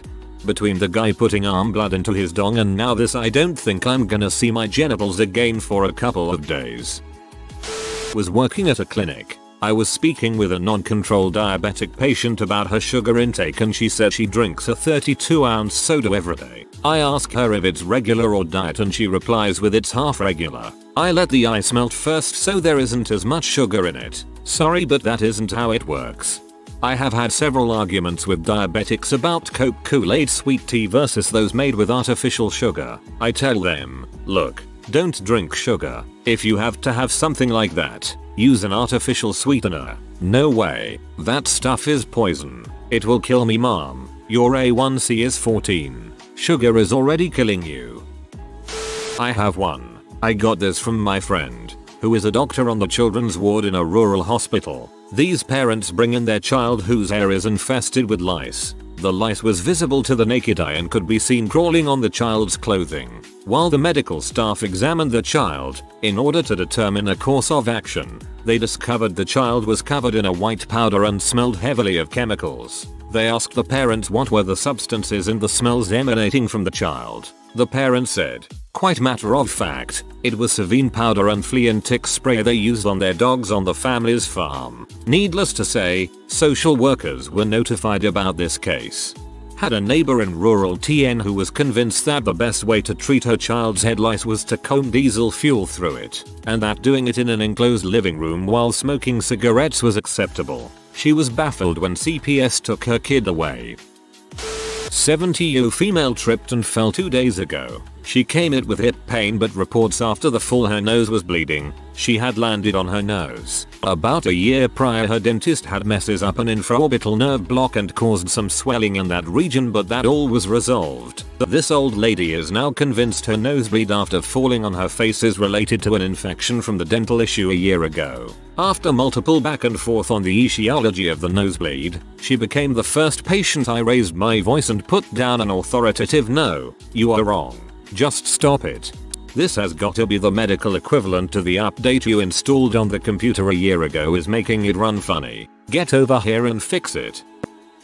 I work for an optometrist and it was the month before school started and a woman brought in her son to have his eyes checked for the first time. Seems like a pretty reasonable thing for any parent, even if he was a little older than usual for a first eye exam. Better late than never, I guess. The mom was well spoken and appeared fairly intelligent. Everything went as normal. The doctor examined the boy and ended up prescribing glasses. When the doctor was explaining to the mom that her son had to wear his glasses all the time since he's nearsighted and basically can't see clearly past 5 feet in front of him, and will definitely need glasses for school. For some reason this caused a switch to flip in the mom and she spazzed out on the doctor, saying that her son doesn't need glasses and that the doctor is only saying that he does because he wants to sell glasses. She says that she only brought her son in because there was some form for school that needed to be filled out and that doctors are all a con artist trying to push unnecessary medications and interventions. The doctor tried to calm her down and explain that he's only trying to help them, but that she was free to get a second opinion, and gave her a copy of the kid's prescription and sent them on their way. About 4 months later the lady is back asking for another copy of her son's prescription.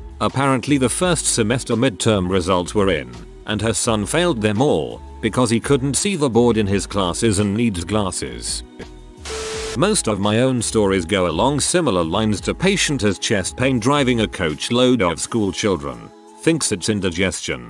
Swigs bottle of Gaviscon. Later diagnosed with a huge heart attack. My favorite ever story from a colleague. A patient comes into A&E with abdominal pain. As part of the workup he gets an abdominal x-ray which shows the problem as clear as day. The colleague has then proceeded to remove, from the patient's rectum, an 8-inch replica of Nelson's column, the statue in the center of Trafalgar Square, London. On showing it to the patient, the response was, "Oh, that's Nelson. He lives up there." I've got 2 stories that stick out in my mind. The first is the mother of a toddler who came into emerg. The kid had cruddy green bloody stuff coming out of his left nostril, and a lot of redness and swelling of only the left side of his nose and the adjacent cheek. Mum was sure he caught a sinus infection and just wanted some antibiotics. Now I know some kids like shoving whatever will fit into their body orifices, and that this was more than likely given the one-sided nature of his condition. But Mom was insistent that he never puts things in his nose. It took some convincing, but I finally got her to let me take a look. Gave a squirt of midazolam in the good nostril to settle him, then dug with some tweezers through the crud until I pulled out a big Olay button battery. It would have been burning his nose for a couple days. Hopefully he healed up well. Side note, if a kid swallows a button battery, it can do a similar thing to their esophagus. This is an emergency and needs to be dealt with ASAP. Patient had a hard time getting pregnant. Finally conceived but miscarried. Patient has a D&C so she can try again, this time with medical intervention. We monitor her blood to ensure the pregnancy hormone is gone before beginning treatment, but she keeps coming back with higher levels of hormone. Docs are worried because she might have some retained placenta or pituitary disorder and this could be super bad for future fertility. We call her in for a conversation about the hormone levels not going away. After talking together about what might be wrong, they are going to go home and think about further tests. She says, "I need to go. I have an appointment at the weight loss center for an HCG shot." Turns out that she is on the HCG diet. HCG is the pregnancy hormone. And this was after an hour of the docs saying, "We don't know why you have these constant higher levels of HCG in your blood and we are worried." Clinical pharmacist here, BTW, with one story in the ear and one in the pharmacy. A physician told me this one. 16-year-old boy presented to the ear with an extremely swollen discolored dong. Apparently he has been using his mom's insulin needles to draw blood out of his arm and inject it into his own dong. He thought that adding blood would help increase his size. His dong was terribly infected and he was hospitalized for a week or so.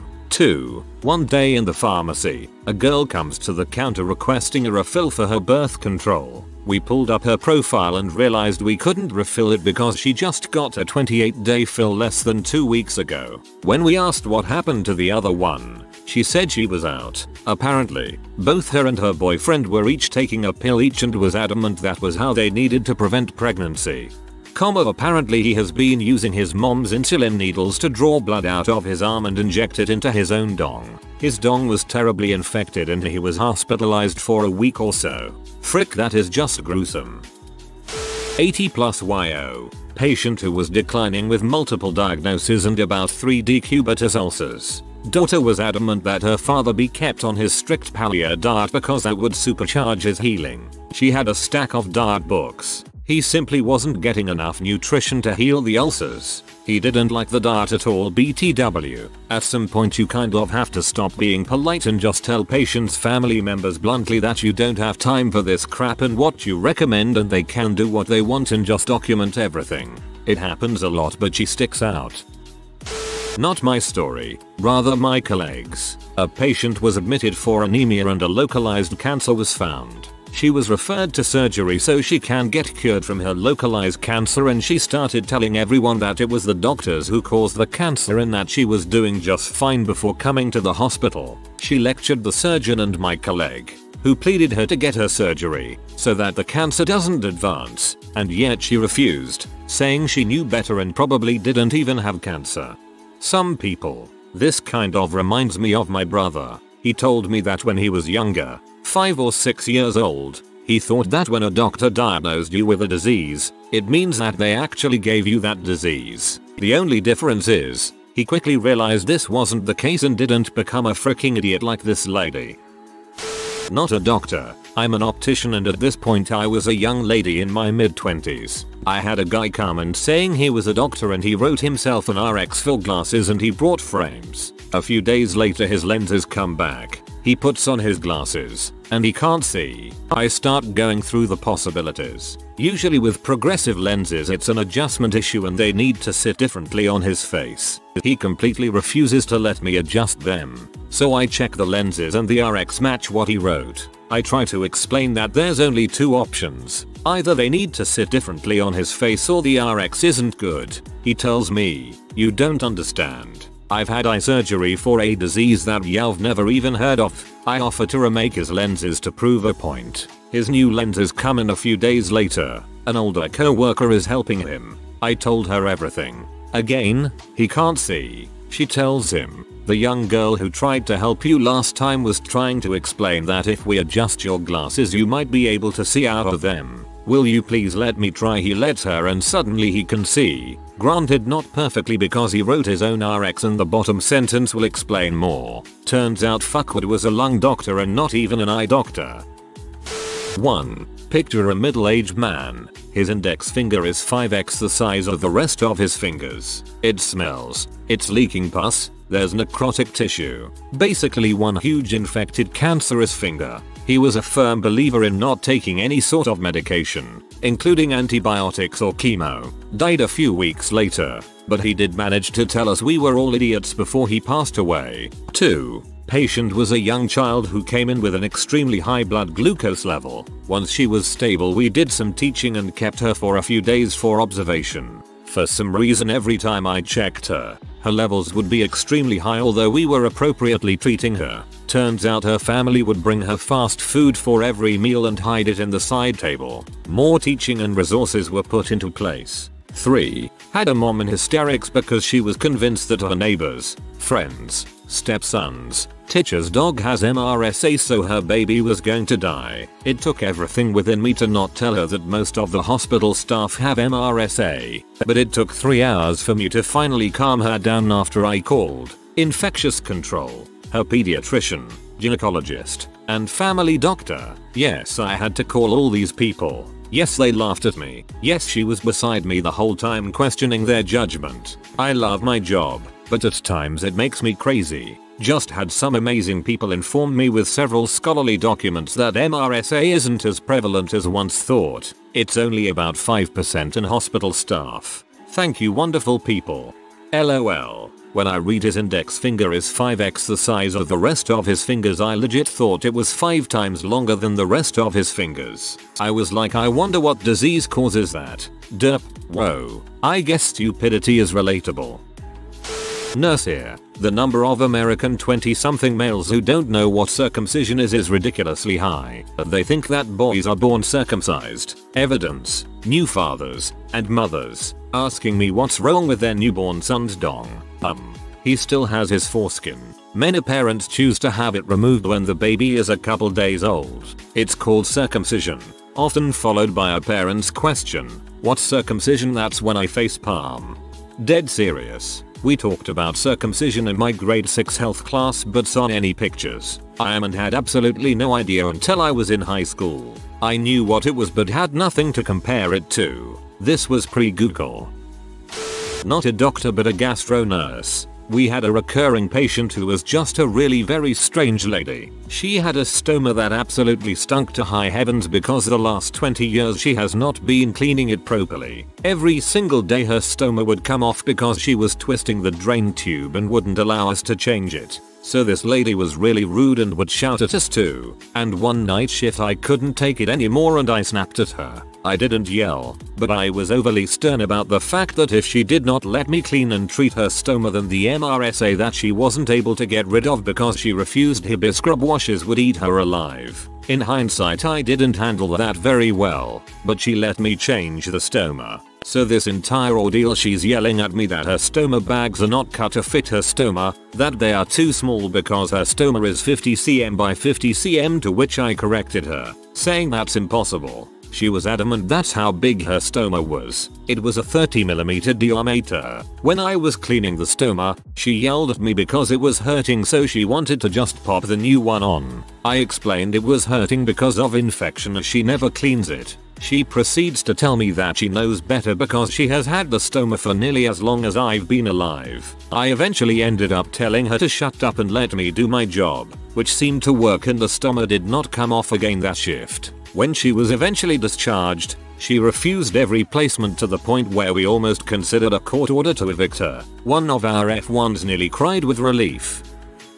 My aunt, who has varicose veins, pretty obvious to anyone who sees it, once asked me why her legs hurt and what those bluish lines under her skin were. I almost went on to explain to her about dilated veins when she interrupts and decides for herself that those are her nerves. Dying nerves. And the blue stuff was blood clots inside the nerves. I'm a med student. I was doing a respiratory system examination on this guy who frequently, about once a month, gets admitted in the general ward with complaints of breathlessness. He's had COPD for a couple of years. Quite bad. And he tells me that he isn't going to quit smoking because God told him not to. When asked why, he tells me that the people who are relying on him for their daily livelihood won't survive if he stopped. I went on to ask him if he meant the people at the cigarette factory or the health industry. He didn't get the sarcasm though. Patient comes to the surgery clinic with complaints of masparectum. Now I wasn't there the first time he came, but the surgeon wanted to do a couple of investigations and advised him to get admitted.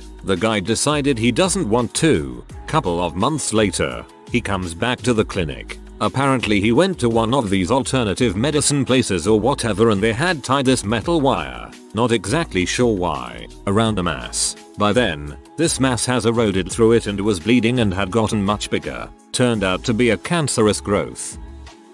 I was a unit secretary and nurse aide on a radiation oncology unit in the early 2000s. We had a patient show up through the year and was admitted for emergency radiation treatment. She had a massive fungating mass in her mouth that had consumed half her head. When the rad-onc doc tried to examine her and open her mouth, her remaining teeth fell out into his hand. It had eaten through the bones of her face, invaded her eye socket, everything.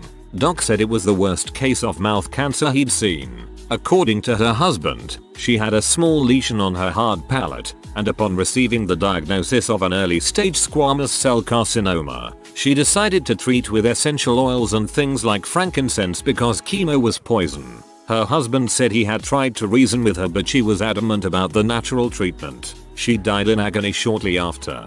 You know, I usually adamantly refuse to allow my happiness to be disrupted by stuff on the internet. But it's stuff like this that makes me feel justified in allowing myself to be triggered when I see someone I know on Facebook posting horrible misinformation from somewhere like Natural News. Not a doctor, but I'm a medical technologist. There are plenty of I am very smart moments, but this one was recent. Did a finger stick for a patient, ensured the little cut stopped bleeding, and then put a band-aid on it. Told her to collect a urine sample for testing. Test came back strongly positive. 4+ reading for blood. She complained to the doctor that there is no way she has blood in her urine, and that the blood from her finger stick must have entered the urine, throwing off her reading. She said it was my fault that I did her blood test before her urine test, and I obviously made a mistake. She repeated the test later in the afternoon, still at 4+. Came back a week later, still at 4+. The look on her face when I told her, sorry, Mom, your result is still positive, was priceless. Okay, but for real, please stop sneaking blood into people's urine for your sick big pharma money grabs. Not a doctor, but a patient whose mother was like this. The doctor had to speak to me on the side because of it. My grandmother has Crohn's disease. Very badly. It skipped my mother and her brother. When I was 15, over the course of 6 months, I went from being 5 feet 9 and 190 pounds to being 110. I was a skeleton, extremely anemic, and coughing up blood. My mother was convinced it was something else. I forced her to bring me to a doctor and she spouted off all these possibilities. She then talked about what she Yahoo'd, not even Googled, Yahoo, about genetics and such, and Crohn's can't skip generations. Well, the doc said just in case, we're gonna run some tests. Long story short, I have Crohn's in my throat and small intestine. So does my cousin. It just skipped a generation. To think your mother didn't even Google, that's where she went wrong. My dad is an emergency nurse. He experiences the same thing doctors in the ER do, maybe more so because he is the one in the rooms more often. Anyway, here's a good story from him. I had a patient come in with several pages he printed off the internet. He kinda slammed them down and said, "This is what I have." He had bloating, nausea, vomiting, diarrhea, bloody stool, and fever among other things. He insisted he had schistosomiasis. He was being a real jerk about it, like we're wasting time since he already knew what he had. So, I asked when did he get back from Africa, and he said, "Africa? I've never been to Africa. What the heck would I be doing in Africa?" I proceeded to tell him that schistosomiasis is a parasitic disease one gets while swimming in the Nile River or other rivers in developing countries like in Southeast Asia. He got pee off at me because he thought I was being a smart butt. He got seen and diagnosed with gastroenteritis, the stomach flu, the bloody stool. He had hemorrhoids. Not a doctor. We had a patient come into our hospital with anorexia requiring treatment, which, as usual, she didn't want. However, she appeared to be eating her prescribed meals. After a few days it becomes clear she's not putting on any weight, but the room is clean and she's supervised for her bathroom visits, so we know she's not flushing it away. Turns out her family are going through some tough times and her dad's down on his luck and out of money. So when he's coming to visit his anorexic daughter in hospital every day, he is eating the food prescribed to her because he can't afford to feed himself. Mealtime is unsupervised if there's a family member there. Dad was blocked from visiting when the daughter fessed up. That's all around sad. Not an MD. I'm an RN that works with oncology, cancer patients, some of which are on clinical trials. I got a patient and, before starting his chemotherapy, reviewed some of his lab work with him. I told him his glucose level was 73. Normal range is usually between 70-100. He got really upset at this point and asked him what's wrong. Your labs are within range, and he said I need it to be 0. I said, what? Why would you want your glucose to be 0? He said he's trying to meet requirements for a new clinical trial that requires his glucose to be 0. I told him, I don't know what clinical trial you're trying to get into, but if your blood glucose was 0, you'll be dead or dying. He was not convinced because I'm just a nurse, so I sent a message to his MD asking them to educate their patients better. I had a 350 pounds patient, late 30s, brought in by his sweet old mother because she was concerned about his recent sweats and shakes. Tell me about his high IQ of over 140. I just nodded and ordered a blood panel. When I got back in the room with the results, he was trying to tell me how he knows more than me about everything to do with medicine. I told him I was diagnosing him with new onset diabetes. He couldn't tell me anything about the pathophysiology of diabetes. Then I asked him which IQ test he took and how old he was when he took it. He said it was an online test a few years ago, like on Facebook. He didn't know what a Stanford Binet test was.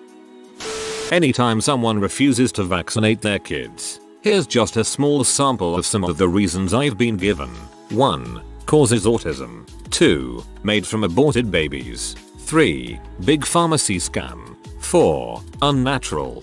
5. My kid cried when you gave him his vaccines last time. 6. I never got these diseases as a kid, so my kid doesn't need the vaccine. Seriously, frick you people. I feel sorry for your kids. Also, don't forget I've done my research followed by a strong smell of smoke that emanates from them because cigarette smoke isn't dangerous to kids. I've seen that more times than I'd like to admit. What's the dumbest reply to a serious question you've heard? I was a nanny when I was in college for this very bizarre family who always pretended like I wasn't there. I was walking down the street with the mother and her 2 kids. It was February and the sun glare was really bad, so naturally I was wearing sunglasses. One of the kids, about 4, asked his mother why I was wearing sunglasses in winter, and the mother responds, well, some people are not that smart and they just want to look cool. Please note, both parents were professors at an Ivy League college. I actually remember my mom making a similar snarky comment. We were in the car, sunny cold winter day, saw a couple with sunglasses, and she said STH along the lines of I don't get it. People wearing sunglasses in winter. I looked up and said sunglasses protect against the sun, not the heat. Her face went then like that makes sense.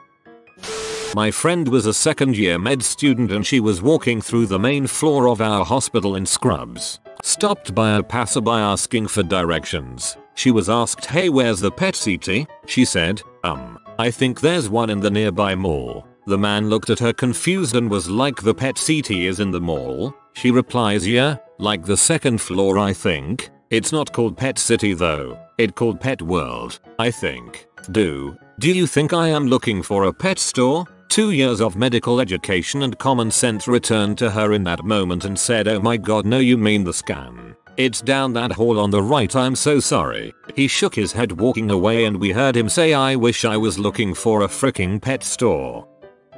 Was in college and went to the calculus study hall to see if I could learn something. One of the problems was something like a man throws a ball on the moon at a speed of xxx mph at an angle of yy degrees. How long before the ball comes down? The response from the PhD candidate in math: "That's a stupid question, everyone knows there's no gravity on the moon." I never went back.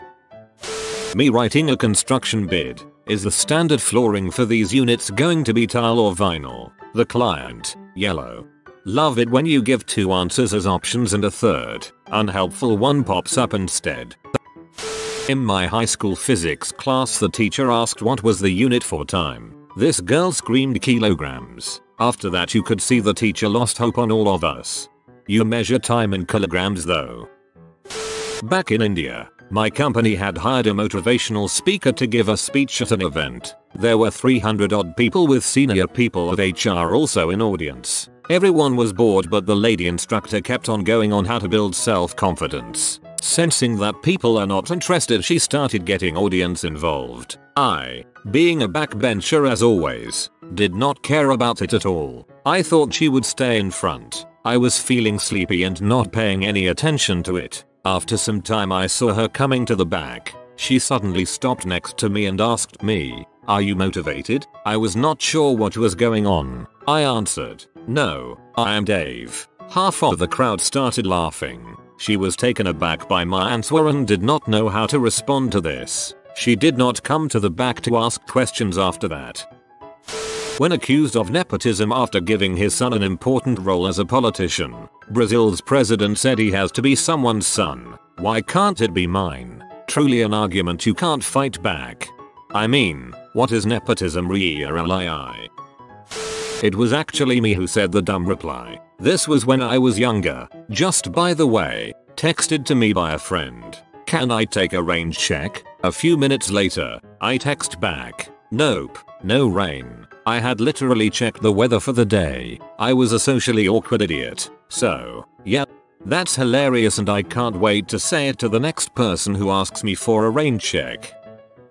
In physics there's something called the right-hand rule, which helps you find the direction of force given the direction of the magnetic and electric fields. It's a little hard to explain how exactly, but you literally use your right hand as a model. My professor asked me in front of the class what the first thing you needed to identify in order to use the rule was. I panicked and answered your right hand.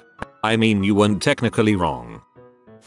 In law school we had a free clinic for qualifying and lower income people to come in. We couldn't technically advise them because we weren't barred yet, but we could guide and try to help them through some complex issues they might not have a handle on. One guy came in and wasn't even my case but being done by classmate next to me during a session. The man, dead-faced and scared, would filing for bankruptcy ruin my life? Girl, flustered how to answer, well, it looks like your life is already pretty bad. This thread is supposed to be for stupid answers. That one's golden. We were discussing about Antarctica and some guy casually said, "Stone cold face, you don't actually believe Antarctica is a real place, right?" Edit. Some PPL think it was a joke. I assure you it wasn't. That sounds like something a flat earther would say. Those that believe that Antarctica is actually a wall of ice surrounding everything. Full disclosure, I was the idiot in this conversation, but in my early 20s, I was at a friend's small gathering. I was chatting with my friend and some dude I had never met before. Asked where he grew up, and he said DC, to which I replied, oh, I didn't realize people actually lived there. I kind of knew it was stupid as it was coming out of my mouth, but I also kind of thought that was a district, like a financial district, and people went there for work but lived just outside of it. Worst part was that even though I was fresh out of college, I was working in a local political office, and these were folks from state legislative offices, so I should have known better. They laughed at me for a while. At work, a customer asked one of our chefs where the fish comes from. He pointed to the kitchen and said it just comes through that door. I dunno. Sounds like a genius answer to me. I got a former friend a job at my workplace. She was seriously stressing, talking about how if she doesn't find a job, her ex might win the custody case and take the kids, and she wasn't finding anything. So, I talked to my boss and got her position doing what I do. 1 week later, she was supposed to go on her first call. She overslept by 4 hours and ended up missing the job. I called her as I was leaving to do the job she missed. I asked, so, are you going to talk to our boss and see if he'll give you another chance? She straight up went, I don't think so. Oh well, wasn't meant to be. Girl, what? Side note, I work in the funeral business. The job was taking a body down to get an autopsy. The place where this particular person was getting one was over 2 hours away. We're supposed to be there at a certain time, otherwise we spend all day there. I was on a job and we needed to have a structural engineer to come in and look at one of the floors to make sure it was stable enough. So we asked the owner's daughter, who was supposedly a business major who was gonna take over her dad's company, if she had a contact number for the structural engineer her dad normally dealt with when having his buildings renovated. She looks at the three of us, me, my assistant superintendent and project manager, and goes, oh yeah, but he's busy working on my car at the moment. All three of us. What? Her. Yeah, he's working on my engine in my car. Why do you guys need him? Engineers work on engines, not buildings. WTF. This is pretty much Buster's I think the blue stuff is land from the pilot episode of Arrested Development. Traveling in car down a street looking for a particular shop. Q. So which shop is it? A. The one by the tree. Road is lined with trees. But it's not just any ordinary tree. It's the tree. In school, a physics teacher had asked one of my fellow students, who was holding a presentation on nuclear energy, what is the Hadron Collider in Switzerland used for? The response was so outrageously stupid. I was dumbfounded and cannot believe this happened to this day. She also wasn't joking. Nobody jokes with this teacher because no one had ever seen him laugh and he was a douche. To create a second son. Doctor to mom, are you vaccinating your son? About 1 year, according to the chart I gave you. Mom, better than that. I am breastfeeding him. This was in India last year. Didn't know this was happening in India too. In a high school world history class, teacher, alright everyone, we will be covering the Reformation period. Who knows why Martin Luther was significant? Student, blurting out without raising hand. Martin Luther? Isn't that the guy who freed all the slaves? This one holds a special place for me because it is multiple layers of wrong. I can just see the jumble of loose facts in the kid's head just bumbling around to form a sentence. At the start of 2020, a volcano erupted in Batangas, a province in the Philippines, affected my hometown, which freaking sucked. What does our president suggest doing against the eruption? Give supplies? Help in the evacuation of the people stuck there? Provide relief and support? Number. You want to know the answer? His words, not mine. I will urinate on the volcano. Good job, President. I was in Tagaytay about a month after the eruption. You'd be in a car looking out the window and see piles of dirt, but then you realize that's all just ash that was swept up. It was actually pretty great being there then as a tourist because all the other tourists had cancelled. No so much a question, but my partner's dad is a doctor and also is from India originally, though he's lived in the UK since the 80s. A patient asked if he was worried about Brexit and he said no, he's from India. It won't really affect him any more than it did before since India is in Asia. In absolute seriousness, the patient replies, no, India must be in Europe. Asia is where China and Japan are. Your partner's dad's answer is a little strange. 2. If he lives in the UK it'll affect him, even if he's not from there originally.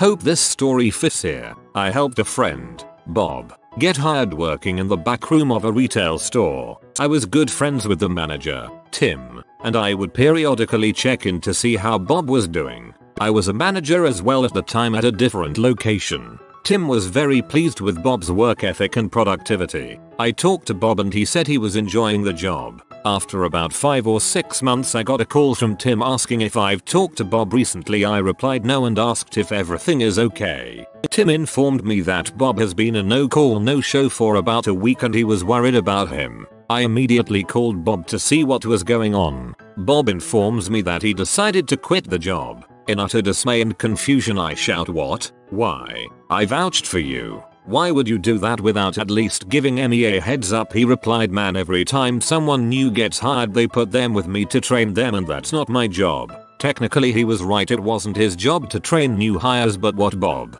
didn't know is managers did things like this to groom the associate into becoming a supervisor, gradually giving them more responsibilities over time. They did the same thing with me when I was coming up the ranks. He wouldn't have known this if he had called me before he decided to quit. Once I explained I could hear the wires connecting in his brain. He apologized and asked if he could get his job back. I told him probably not since he left the way he did. Just because it's not your job now doesn't mean it won't be your job in the future.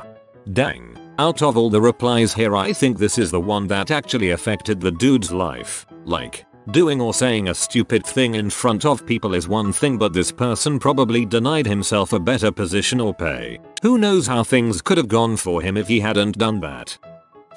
I saw a video of a guy asking people what's the hardest thing you've had to say in your life. Most people replied with sad things, telling their kids that their dog passed, had to divorce, relative passed, etc. But one guy comes in and says the time he had to say Worcestershire sauce. Sure, it was funny, cause he kept on saying it wrong since it was the hardest thing for him to say, but it was such a dumb answer, but still super funny.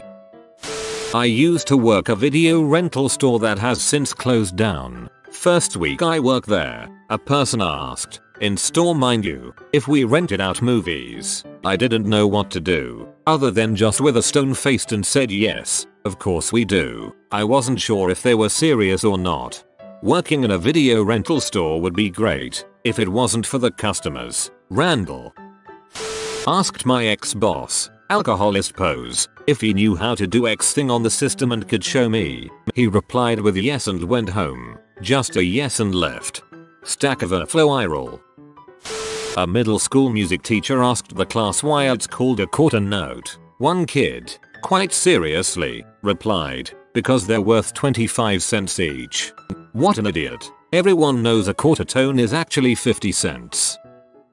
When I was a senior in high school I was in National Honor Society, and I used to be the lab assistant for Chemistry A and help grade tests. We were going over elements and compounds, and the directions asked the student to clarify if the subject was an element or a compound. The teacher threw in pizza as a gimme question, and this guy literally wrote element as his answer. Even worse, he was irate when we marked it incorrect. He was the only one in all 3 classes to get that question wrong.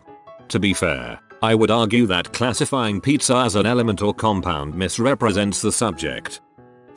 At school I once asked a group, isn't it weird how we always eat chicken eggs but you never see turkey eggs? Why is that? A girl looked at me like I was a complete moron and replied in a very condescending tone, ooh, turkeys are male chickens so. The reason is that chickens lay an absurd number of eggs and are basically mass produced and super cheap. Turkeys lay way fewer eggs, a larger percentage of which have to go on to become more turkeys, so stores don't stock them by the hundreds or dozens. Back in the day when fax machines were the pinnacle of office technology, I had a co-worker who was standing next to the fax looking distressed. I asked them what the problem was. They responded that they couldn't make a copy of the document because the copier was broken. I said, why do you need to make a copy? They replied, if this is fax then I won't have a copy. It will get transferred through the fax. They actually thought the fax machine was like a transporter in Star Trek. When I was like 5 I wrote a letter to my grandmother and my dad faxed it to her. I was inconsolable and betrayed because he essayed that he sent her the letter but it was still right there in his hand. No amount of explaining how faxes work would get me out of daddy you lied mode. Teacher in high school asked the class if anyone knew how many feet there were in a mile. Very seriously, a student answered, nobody knows that, it's impossible. Everyone has different size feet. I remember when they were trying to teach us the US system in 4th grade. I only knew the metric system because I live in another country. I decided to be a smart cookie, so I measured my foot in inches to solve the problem. I got it wrong and the teacher had to explain that feet doesn't literally mean your own foot. At our 9 grade Science 9 grade is the last year before graduation from school. Industrial Denmark IDK how IT is in the States. However, our last science exam went like this. My friend and I were teammates and we had IT going pretty good. So my teacher asked how wind was created and my friend replied, the tree's muscles make them swing from side to side, pushing air around us, creating wind. Myself, I was crossing the US-Canadian border with friends coming back from a weekend trip to drink. US guard asks where we're coming from. Myself being the driver, I respond Canada. There were some chuckles and ribbing. I maintain it's an appropriate answer.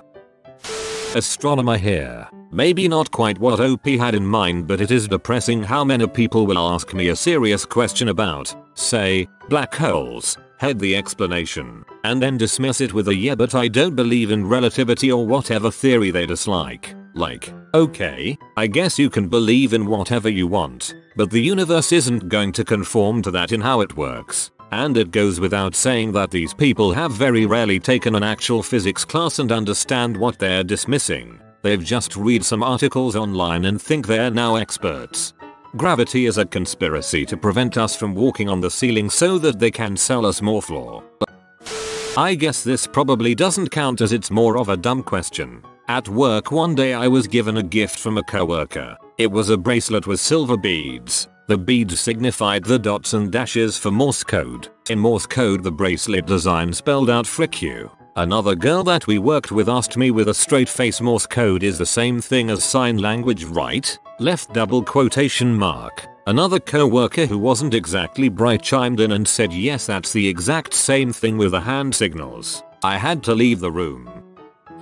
One time my friends and I were hanging out in his apartment. All of a sudden I hear a whoosh and look over at my friend and his hair is on fire. We get it out quickly and I asked him what the heck just happened. He told me, I was trying to listen to the sound the lighter made when I flicked it.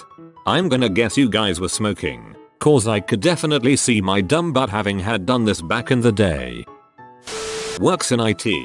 During a meeting at work, project manager. Okay, so how should we name this tension? Silence. Random guy in the back. Susan. Honestly, you could have just answered with works in IT. You probably see an applicable answer multiple times a day.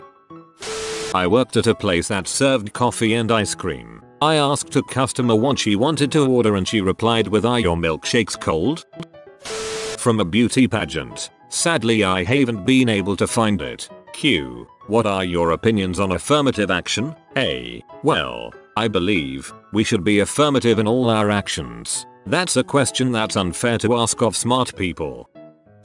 In social studies class a few weeks ago, we were talking about the Holocaust and World War II. Teacher asks, what was Hitler, after we had just talked about different kinds of rulers, dictators, presidents, etc., and was looking for the answer, a dictator. The girl raised her hand and says, I read last night in the textbook that he was a bit anti-Semitic. Whole class goes silent.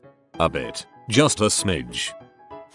It was biology and the teacher called this guy, I'll call him Tim, to the board to answer a couple questions for a grade. I'll skip to the point. She asked him how did a horse adapt to his living conditions? He answered with, long nose, strong legs, wings and claws. Don't know if he was thinking about a griffin or a pegasus, but it was very funny. I'll call him Tim proceeds to not use names. Well, it was me who answered, but tell me now, how are we going to transport an entire freaking TV that is way bigger than we two combined downstairs without killing ourselves, said my brother back when he was 17 and I was 12. To this day I have no idea why did our parents trust us enough to move the TV through stairs. But then, my 12-year-old self answered in a completely serious voice, fast and ably, I almost got pushed down the stairs for that. That is the appropriate answer. It was me who was the dummy. My boss, veterinarian, took our office out for lunch. Told me, a trailer park college student working as a vet tech to pay for college, that I could order anything I wanted, even the filet mignon. I responded, no thank you, I don't like fish. Years ago, I was an intern at an insurance agency. One of their most successful agents passed away, but his wife, 50s, glamorous looking lady, was helped through testing so that one of the other agents could work on her husband's portfolio, but she was licensed. So one night at a company dinner party, I was serving drinks. I heard someone ask her, so, what is your opinion on mutual funds? She paused for a moment, looked at him funny, and said, everyone should enjoy mutual fun.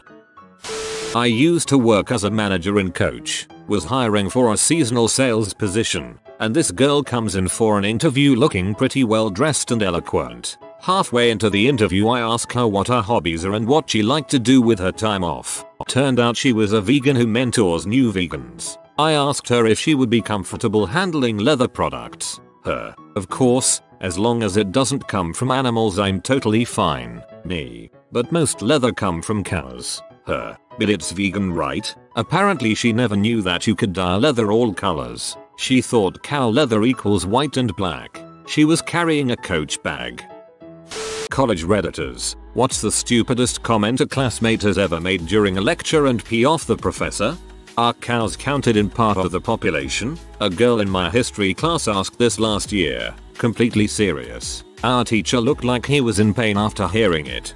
I can just imagine the chart listing the distribution of different sections of the population and, towering above the rest, a white column with black splotches.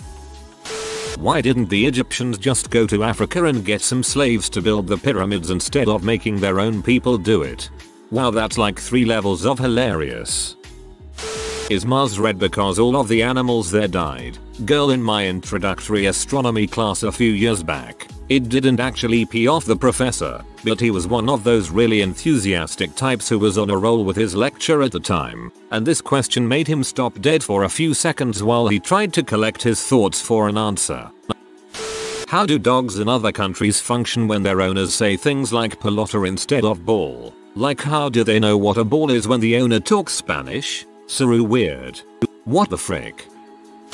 In a US history class, we were going over the Minuteman militias, when a hypothetical question was asked: if China invades tomorrow, would the same percentage of people sign up for an organized militia? With full confidence, one guy raised his hand and said, I'm pretty sure the US has laws against invasion, so they wouldn't be allowed to.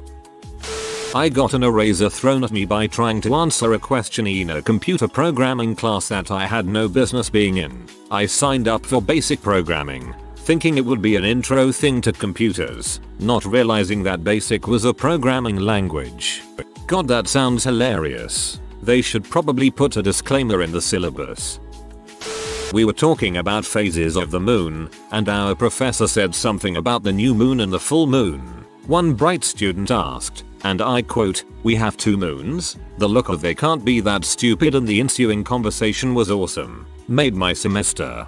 Oh, we have way more than 2. We get a new one every month or so. I just don't think the cloud is safe. What if the weather is bad and you can't access your data? Also of special note is the hipster who started bringing a typewriter to class to take notes. Professor here. I've had students try to pull those sort of look at me stunts in the past. My response is pretty much always, "Hey jackass, put that crap away." Being called a jackass by a 50-year-old economist is not the way to build street cred. One time, I wrote that I did something posthumously in a paper for my philosophy class. Now, I know what posthumously means. I was in an intro to music course. We always had a bro type that would fall asleep during class, and the professor would always call on him to answer questions. My favorite was, "Where was Mozart born?" to which the bro woke up and replied, "Michigan." I am willing to bet there is at least one person in Detroit with the name Mozart. Probably drops mad beats too. In biology, discussing plant genetics, Mr. Chamberlain, could I turn into a tornado? Maybe more of a head scratch than getting pee, but I could see the look of disgust, confusion, and annoyance written on his face. WTF.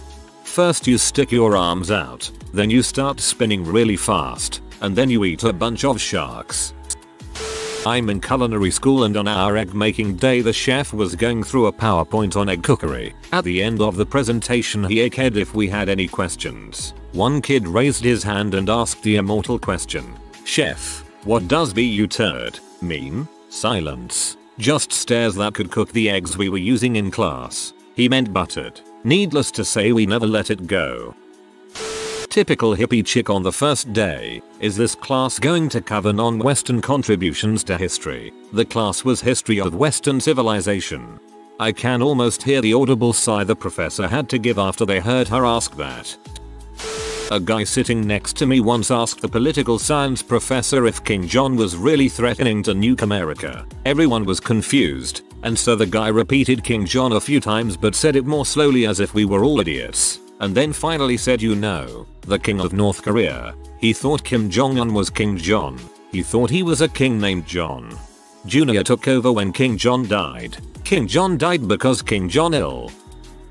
We had a course at the bank I used to work where a colleague of mine always asked stupid questions throughout the class. We were learning to become lenders. The best one was at the end of the 4-week class, before the last exam. He raised his hand one last time and asked what a down payment was for a mortgage. The professor made us leave the class so she could talk to him alone as we were all laughing.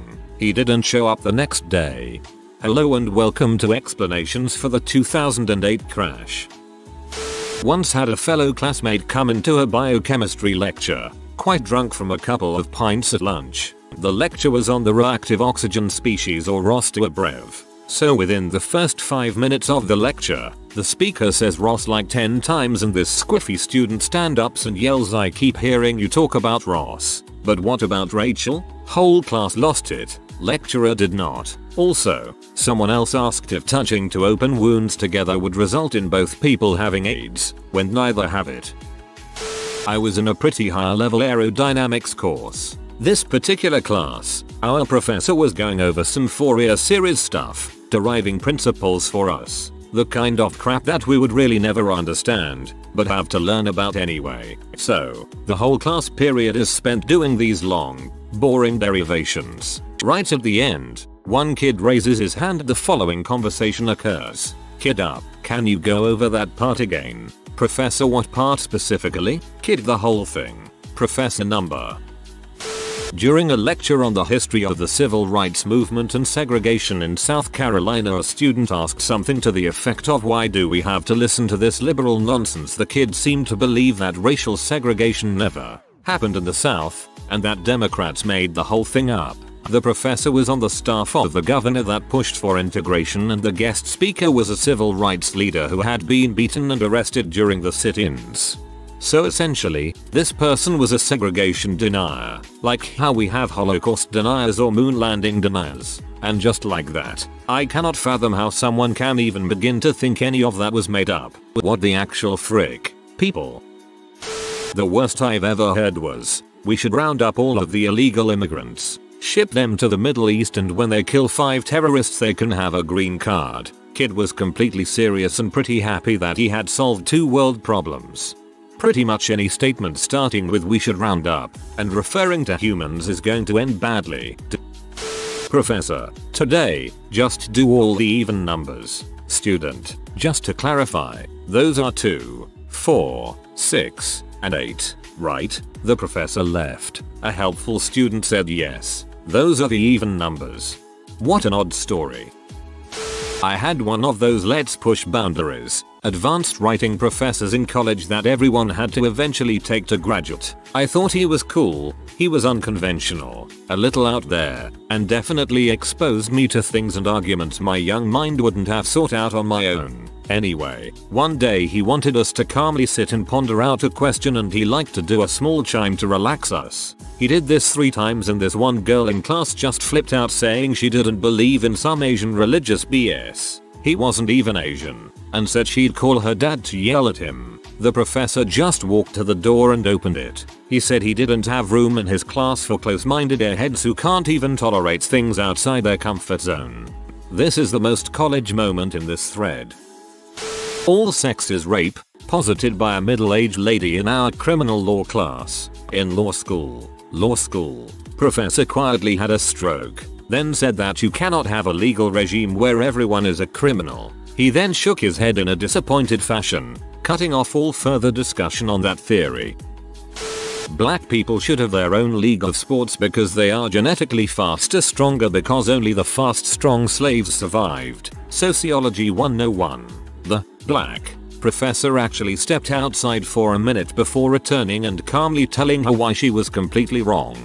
I was once in a Sociology 101 class where the teacher was trying to explain that babies are born with the ability to learn a language, not the ability to automatically speak one. A girl raised her hand and said once they did a study where they put a baby in a room and it died. The prof was speechless. Biology teacher asked about the communication techniques of ants. He wanted to know how we thought they communicated the location of a sugar cube to the hive and recruited ants to help carry it. Student raises his hand and says he just goes back to the anthill and says, "Hey, it's over here," and they go get it. Teacher responds, says, "How?" Student, with words. Teacher, what language do they speak? Student, English. Teacher, so the ant speaks English? What does an ant in Mexico speak then? Student, 100% serious, English. It's the language of business. In Spanish class we were learning the difference between conocer, to be familiar with, and saber, to know as a fact. The professor used the example of the city of Boston. You would conocer the city of Boston. You would be familiar with it. You couldn't saber the city of Boston because you would have to know every inch of the city, to know it as a fact. That can't be done. Matt then said aloud in his perfect Boston accent. Dead serious. Albert Einstein could. He's wicked smart. Earlier this week, our class was forming teams for a programming module. As we would be having scrum meetings, many of us were coming up with witty puns. Scrum 41, Scrum of the Earth, etc. All very funny, until the prof asks teams for names to put in his spreadsheet and one guy sticks his hand up and proudly proclaims, "We are the Scrum dumpsters." We laughed. The lecturer did not. But that's awesome, what a bum professor. Psychology professor lecturing about how placebo pills work. Girl, yeah, is that like in Space Jam where Michael Jordan gives them the sugar water and they like feel better? Professor, yeah, I guess it's kind of like that. I've always laughed at this, but to her credit it's a perfect example. Like you said, it's not dumb as it's a perfect example. Yeah, I can share my story from Tuesday. So there's this really awful kid in my environmental economics class who insists on challenging the professor to seem smart and insightful, but really he's a pompous butt who needs to get fricked. In our professor decides we should write our own midterm to demonstrate our understanding of the material and what's important and what we should take away from it. Good idea. Harmless enough, right? Nope. In comes a dickbag trying to make a joke and says, I wonder what my dad would say if I told him we were paying you to have us do your job. Could have heard a mouse fart after that bombshell. He's also a Redditor, so I hope he sees this. It wasn't in college, but in middle school. We had this really not very bright girl in our class. I forgot which class it was, but in the book it was talking about some famous Dutch painter, I think, and she blurts out, "Mrs. Schultz? Where exactly is Duck?" Needless to say, Mrs. Schultz was confused, as was everyone in the room. We couldn't figure out what she meant, but she couldn't make it any clearer than that. She could only respond to our confusion by repeating herself with this confused look on her face. Finally, she goes, "Where is Duck?" Like where on the map, and it suddenly struck me what she meant. I couldn't help myself. I just burst out laughing my butt off. I mean, I sincerely tried not to laugh, but it just came out. Like I was involuntarily vomiting laughter out of my face. Apparently, she thought that Dutch people come from a country called Duck. Her justification was, well, there's a country called Turkey, so why can't there be one called Duck? I got in trouble for laughing at her. I was taking a marketing class with about 250 people, and there was this girl that always had to give her 2 cents. She would give life stories when asked, how is this approach to customers more effective? Anyways, my professor asked if anyone knew what company A did to become so successful. Of course she raises her hand. She gets called upon and pauses for a little bit, then simply states, "I don't know." Everyone including the professor is just like WTF haha. It was a very curious moment. We were discussing Shakespeare's Othello, and the differences similarities between Iago and Othello. One chick says I think Iago thinks that Othello slept with his woman, because in the beginning there's some line about Othello stealing Iago's nightcap. The professor just lost it, telling the girl that she didn't know how to read Shakespeare and Othello wouldn't have, etc. She tried to say that Othello wouldn't, but the play was about deceptions and unfounded gossip. The professor wouldn't even listen. He was red in the face mad, always felt bad for the girl. She never spoke up again, and it seemed like a dumb thing to just go off on a person for. That professor sounded like a stuck-up butthole. If it's a class discussing Shakespeare, I'd imagine the whole point was to learn and understand Shakespeare. Why take a class if you already know the subject material? About 5 years ago when I was in college, I was taking a philosophy class. One of the dipshit football players didn't understand the material, stands up, yells frick this class I ain't need an IT and walks out. The professor blew a fricking gasket. This was pretty out of character for a professor I saw that weekend at the movies. Stoned out of his fricking mind. I ain't come here to play school. In my Calculus 2 class there was a guy constantly asking stupid questions. One day the professor was writing a simple formula on the board and this guy asks what is that dot between the x and y for the professor replied I feel like telling John and Fred over there to grab you and beat your head against the wall. Maybe they could beat some sense into you. This guy ended up with the highest grade in the class at the end of the semester. Troll level, idiot savant.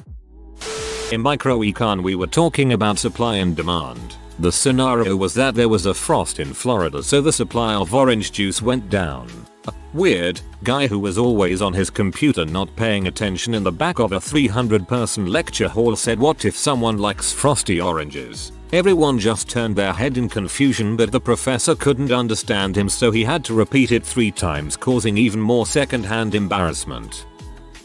In a sociology class my freshman year and the prof is explaining how societies create the standard of homosexuality and how it is arbitrary. That is one culture thinks kissing men is homosexual while another could view it simply as a greeting.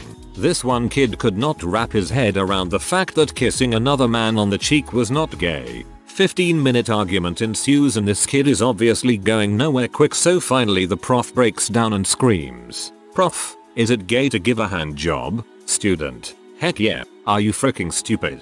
Prof. Do you masturbate? Silence. Student. Well frick yeah. Prof. So then you're gay because you give handies. The student becomes so dumbfounded by this petty logic that he just remains silent. Doesn't say crap for at least 2 more weeks. I think this kid literally began to question if he was homosexual. Well then watching pee means I had sex. Let me paint the picture. Anthropology class. Freshman year of college. Felt very much like Community and I loved it. There were some freaking characters in this class. Let me tell you. One girl, we called her Melanoma, had an insane orange skin and would try to tell us about how tanning booths made you stronger. Science. There was the whisperer who would speak like she had finally convinced a cranky baby to fall asleep and if she woke him up her day would be ruined. Snakeskin wore knee-high cowboy boots and collected swords and talked about the swords more often than anyone was comfortable with. But my favorite classmate was called Leaded Spoons. Leaded Spoons was your typical white guy with dreads at college. We didn't know at the time, but he had failed several semesters. This was his 3rd or 4th junior year. That didn't bother him. He was just livin. This was a kind of preppy southern school so he definitely stuck out as an oddball. But everyone liked him and he had lots of entertaining stories about taking LSD to share with the class so we were happy to have him among our group of budding anthropologists. One day we were discussing a case study where all of the children in a town were found to have lead poisoning. We had to use our anthropological reasoning skills, i.e. we had to guess, to deduce how they were poisoned. We talked a lot about water quality, the local school grounds, jungle gyms in the park. It was actually a surprisingly intelligent conversation for a bunch of freaking idiots. I include myself in that bunch. You could see Leaded Spoons had some gears turned. He was twisting his dreads, his brow furrowed, quickly scribbling notes. Suddenly, his hand shot up. The teacher, surprised he would really have anything to add to the discussion, called on him. He stood up next to his desk, right at the front of the lecture halls, and said they were eating off of leaded spoons. He had charts and graphs explaining his conspiracy theory, and this baby went all the way to the top, right up to the president of the goddamn United States of America. After he was finished, the teacher said, yeah, I guess that's also possible. Anyone else have an idea? I heard a rumor that when he finally graduated he cut off one of his dreads and gave it to a girl he liked, but that is unconfirmed. That was a brilliant story. That class could have been a movie. You had the low talker, Joseph and the Technicolor Dreamcoat, Agent Orange, the lead singer of Korn, and Medieval Cowboy. You can't make this stuff up. Rape doesn't happen in the US because we are wealthy. If it does happen to because girls are dumb enough to walk down a dark alley wearing skimpy clothing. Class of 4 guys and 20 girls. I'm surprised he made it out of the class alive. He made it out alive because he wasn't wearing skimpy clothing. Dumb. In a discrete mathematics course, the professor was going over propositional logic. He was using an example along the lines of it is raining and it is not raining to show a statement that is always false. One student raised their hand and asked, but what if it is both raining and not raining at the same time? The professor gave him the "are you retarded" look, then just said, that's the dumbest thing I've ever heard. That happens sometimes. In some places, like Florida, it can rain 10 feet away and nowhere else.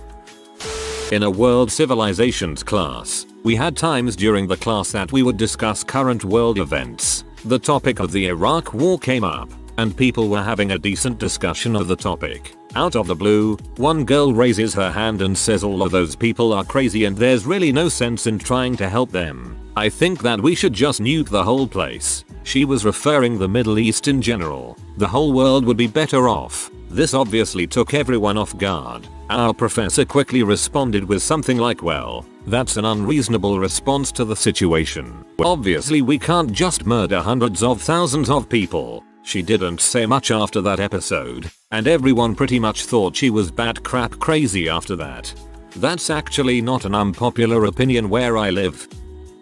I go to culinary school, and during one of my lab classes, we were making a roast. My group was awesome. We were all bros except for one girl who obviously didn't want to be there. Like, when we started the class, the 5 of us got together and delegated everything out so we could get the meal done on time and done correctly. Well, she wouldn't offer to do anything until we directly asked her at the end, and even then she would choose the easiest thing that had the least work. But anyways, we had to make a roast, and all the guys and me agreed to make it medium rare because we all liked a little pink in it. Well, she ignored us and wouldn't put it on. At the end of class when we carved it to eat, blood came out over the cutting board like you would expect from a medium rare piece of meat. Well, she freaks the frick out and says we can't eat it. I say why as I put a piece in my mouth and eat it. She starts freaking out even more and calls me a cannibal. That's right, cannibal. So for the rest of the class, the 4 of us, plus our 50-year-old chef professor, were trying to explain to this 20-something-old girl that eating meat red does not make you a cannibal.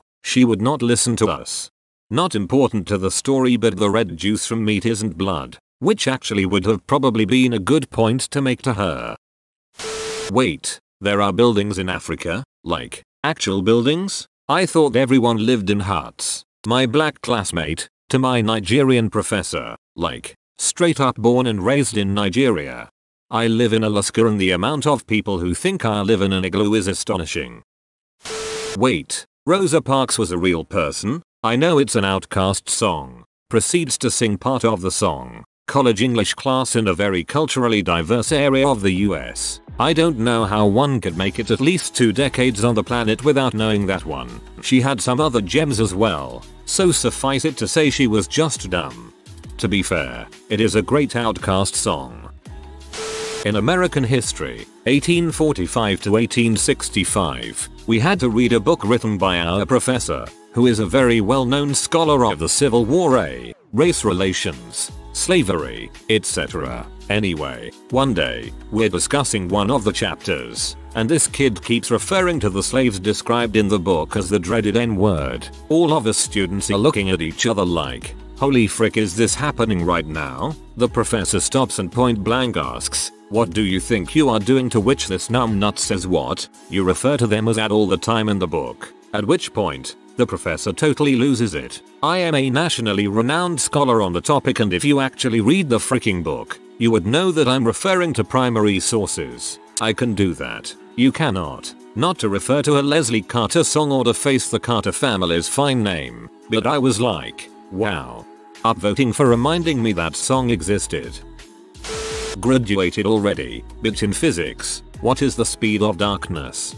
This makes me think of a Terry Pratchett quote. I can't remember it exactly, but it's something about how light on the Discworld is slow because it knows that however fast it goes, darkness will always get there before it. Women can just leave a domestic violence situation and can fight off rapists in a criminal justice class about 3.5 seconds after the female professor gave a passionate speech about all of her friends who have been abused. I cringed hard. We were talking about Ebola in school with some friends, and this one girl suddenly asked, "Who is Ebola?" We all just looked at her and could not believe it, but she seemed to realize, so she said, "Oh right, you mean this country in Africa, right?" She knows now. There was no teacher professor involved, sorry. At least she knew Africa was a continent. Firefighters of Reddit, what's the dumbest way you've seen someone accidentally start a house fire? In the city of Colorado Springs, the local news did a fluff piece about candle safety near Christmas. After they were done filming, the store owner that they were filming in took the crew out to breakfast. She didn't put out the candles and burned several shops to the ground. The film crew was there to film her breakdown when they realized what caused the fire. Whoa, that's a textbook example of irony. I worked for a restoration company. A family cut a small tree down and tried to stuff it up their fireplace to burn. The flute was so crammed with leaves that smoke started to fill the living room. They tried to pull the tree out, and that's when it really caught fire. They tried to pull it out of the house. They got as far as the front door. All of them had 2 third-degree burns on their hands, arms, and a fire destroyed the front room and entryway of their house. The insurance company asked us if we thought it was a case of fraud, and we told them no, these people are just really stupid.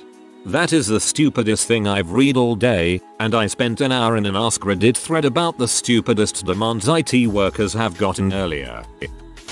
A Roomba knocked a scented candle over and set fire to the rest of the room. The guy said he knew the Roomba did it because he watched the whole thing happen, but didn't do anything because he thought it was funny. I can just imagine the Roomba turning to face the guy and saying something like, "They'll never believe you." Teenager was charcoal grilling in the attached garage during the winter. When done, he decided the best place to dispose of the hot coals was into a cardboard box in front corner of the garage closest to the house. Yeah, it went about as well as you can imagine. He forgot to turn the coals off. A fairly common one, but the response was interesting. Early February, Western PA. Guy's pipes freeze on the coldest day of the year, -8 F. He tries to thaw them with a propane torch, sets the wall on fire, tries to put the fire out, fails. Finally calls 911. Fire chief is 1/2 block away, is on scene in under a minute. Basement is fully involved, main floor catching. First engine arrives in under 5 minutes. Doors are blocked by fire. Exterior attack only. I'm on an attack line, spraying water into the second floor window. After 40 minutes, another firefighter comes to relieve me, but since I'd been getting back spray, I'm frozen to the ground. He has to pull me loose. 2 hours later, we have it knocked down. The insurance adjuster shows up. Assistant chief explains what started the fire. Adjuster replies, "Oh, yeah, we know. It's okay. We insure for stupid. Nobody got hurt. Family gets a much nicer house out of the deal." My dad was a firefighter, and he once went to a house fire that was started by the old lady who lived there. She liked to burn candles, but didn't like the wax buildup that would form in the cavity, so she would soak up the liquid wax with a napkin.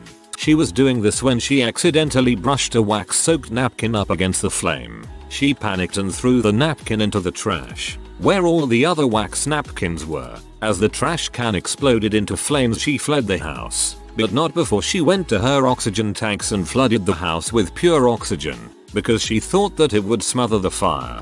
The exact worst thing to possibly do. I'm guessing they were not able to save the house after that move. Not a house fire, but really good. Late 1980s. Guy was driving an old, beat-up Lincoln. He turned a corner to go up a steep hill, but the road department had recently ground the asphalt down in preparation to repave. A storm sewer manhole cover was sticking up about 4 inches. As he went over it and up the hill, the rear of his car dragged due to the pavement height difference, and the manhole ripped open his fuel tank and sparked off the gas. Guy described it. I heard a scraping sound, looked in the mirror, and there was this trail of fire chasing me up the hill, like I was the roadrunner. He pulled into a gravel parking lot and tried to kick a brake in the trail before the fire got there, but it jumped the gap and lit the car. By the time we got there, it was a total loss. He actually thought it was kind of funny. The only real loss was his wife's purse, with her license and credit cards. The car was insured, and they got a pretty nice payout for it. Yeah, that is a good one. I can imagine watching that all go down, lol. I'm glad everything was okay in the end. This happened this past fall, but a family had a fairy house that was outside, right next to their Woodsides house. The fairy house was made out of an old tree, and had a bunch of decorations in it, including incense candles. One evening, they decided that they would light the candles for the fairies, which then caught a tree on fire, which then extended into the house. Since it started on the outside, it ran up the side of the house and got into the attic and second floor. The family was home, but in the first floor while this was happening. It wasn't until someone driving on the road saw the smoke and went to alert the family. Luckily, we were able to save the structure. There was a bit of damage to the roof, attic and second floor, but the homeowners are rebuilding those areas. Fairies were displeased, I guess.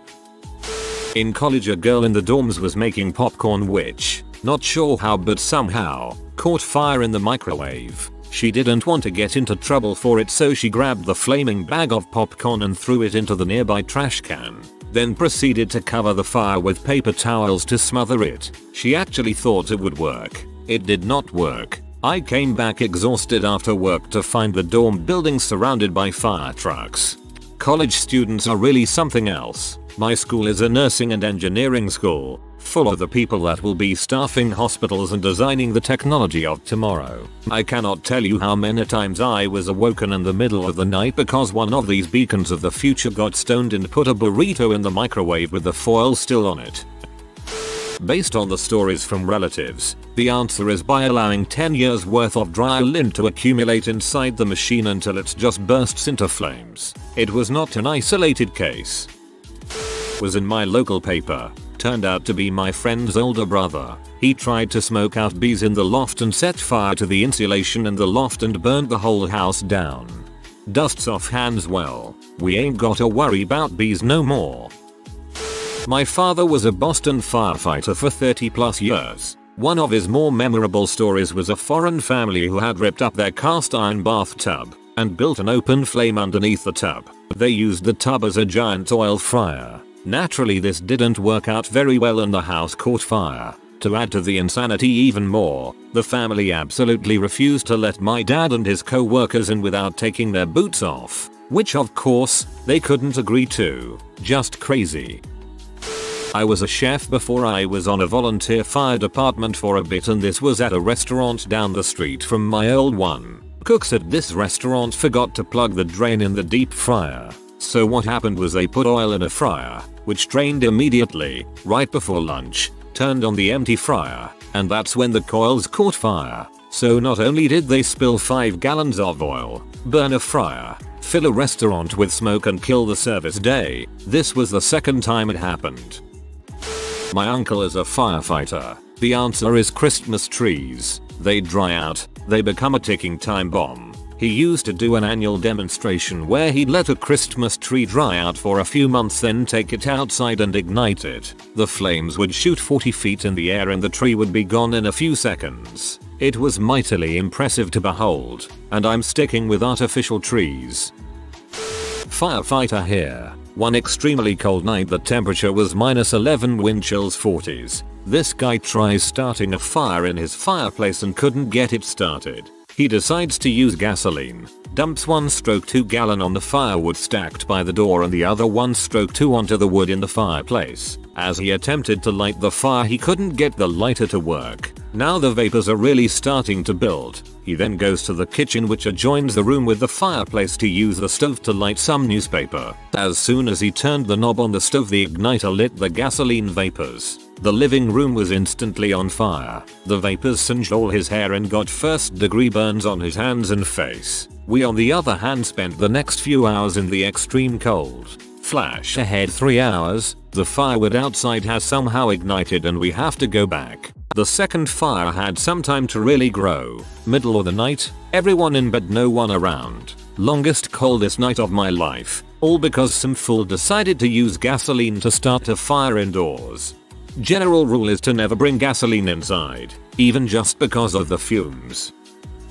Not a firefighter, but I set my parents' bathroom on fire while getting up from the toilet. My mom used to leave potpourri simmering in a small bowl on the back of the toilet with a candle to heat stew it just below. As I was getting up, I somehow knocked the apparatus off the back of the commode. We had carpet floors in that bathroom and that section of the floor caught pretty quickly. The fire then found a seam in the wallpaper and ignited the glue fairly easily as well. As the flames rose, it caught the roll of toilet paper on the way up the wall, which really accelerated things. All this took 30 seconds. And I remember being somewhat mesmerized at the path the flames traveled. I also remember that I had flushed the toilet before realizing what had happened. I somehow thought to grab the toilet bowl brush, shove it into the commode to get it wet, and then beat out the flames. The aftermath was surprisingly minimal. The small section of carpet was destroyed, but my parents replaced the carpet everywhere a few years later. The wallpaper wiped clean with some hot water and a rag.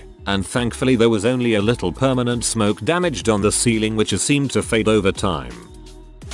Mid-80s, near beginning of my career, young lady finished putting flea spray on her pupper when she noticed a tick embedded in its flank. Ever hear of the tick removal technique, in which you blow out a match and touch the hot tip to the tick, thereby causing it to back out of the dog? Yep, dog caught on fire. Little fellow ran under the bed, which also caught fire. Lady grabbed the pup with spray wet hands, and they too caught on fire. Long story short, the house was a mess, but both the lady and the dog fortunately survived with moderate burns. There was also the lady who tried to sanitize her panties in the microwave, but I was off that day. This might be the best one. Family friend decided to make major renovations on their home with no background in construction carpentry. They also didn't bring a professional to ensure that their renovations were up to fire code. Lo and behold, an exposed wire sparked a fire in the middle of the night and burned down their entire home. They have 3 kids and are very fortunate they all were able to escape the fire without any injuries. To make matters even worse, they had no house insurance. Extreme libertarians that don't believe in insurance debt. So they ended up having to rely on a GoFundMe fundraiser set up by a relative to recover financially. Last I heard, they were still living in a hotel trying to figure out their next plan of action. This story alone reaffirms my belief that some things are better left to the professionals. Even if you're trying to cut costs, it might be best to pay a little extra to have someone with experience do something for you instead. This avoids terrible situations like this. Libertarians relying on a GoFundMe. That's amazing. Not a firefighter, but happened in my building. In India generally you have small praying place in your house, like a little version of a temple. You lit diya lamp every day and pray there. In this particular case the family decided to keep this thing on a Fukin refrigerator. The diya fell behind the fridge due to wind from the window adjacent to it. The condenser caught fire and literally exploded. The whole floor was on fire. Luckily no one was home. It really was a dumb decision to keep a temple on a Fukin fridge. Not a firefighter, and it wasn't in a house but on a certain mall here in Monterrey, Mexico. We have a Freaky Plaza, a little mall where all the geeks, gamers and otakus go to, and on the second floor someone was smoking while playing Yu-Gi-Oh! Since he didn't wanted to throw his ashes on the floor and the trash can was too far away from him, he decided to make a paper ashtray. Yeah, that didn't work out well, especially when 3 of his friends decided to use it too. Should have used a pot of green instead. So, here in Argentina we have El Caldero a la Cruz, aka cooking a whole lamb with open fire. Well, it just so happens that pines are really flammable, and if you make an unprotected fire in a floor covered in pine leaves near a blooming pine.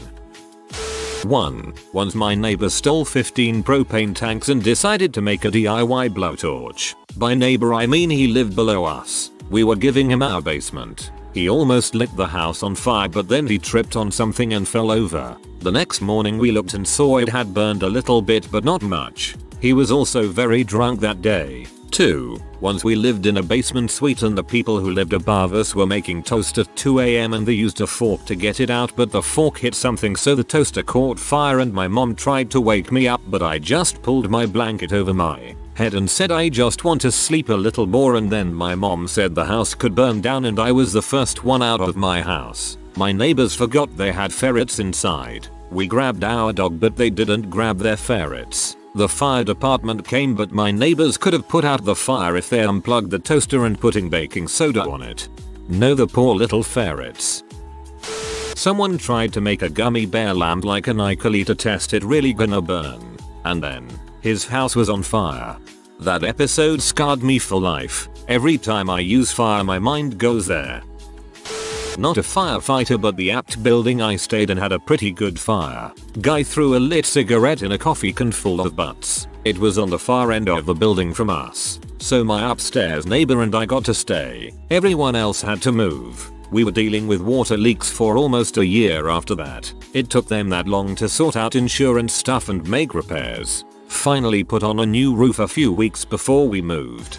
I hate people that do this. I work in a grocery store and every couple of weeks in the summer, I have to play amateur firefighter because some idiot thought that throwing a lit cigarette into our outdoor ashtray was a good idea. News article I read. One guy had a fish bowl in his garden shed. Sunlight was focused through the bowl, through his kitchen window. Fwoomph. I've never before thought to try to spell out that sound, and I think you did a really good job. My partner's a firefighter. He said the dumbest one was where a man tried to barbecue in his basement. His reasoning? I don't want to go outside and risk exposure to coronavirus. It would be safer to do it here in the basement.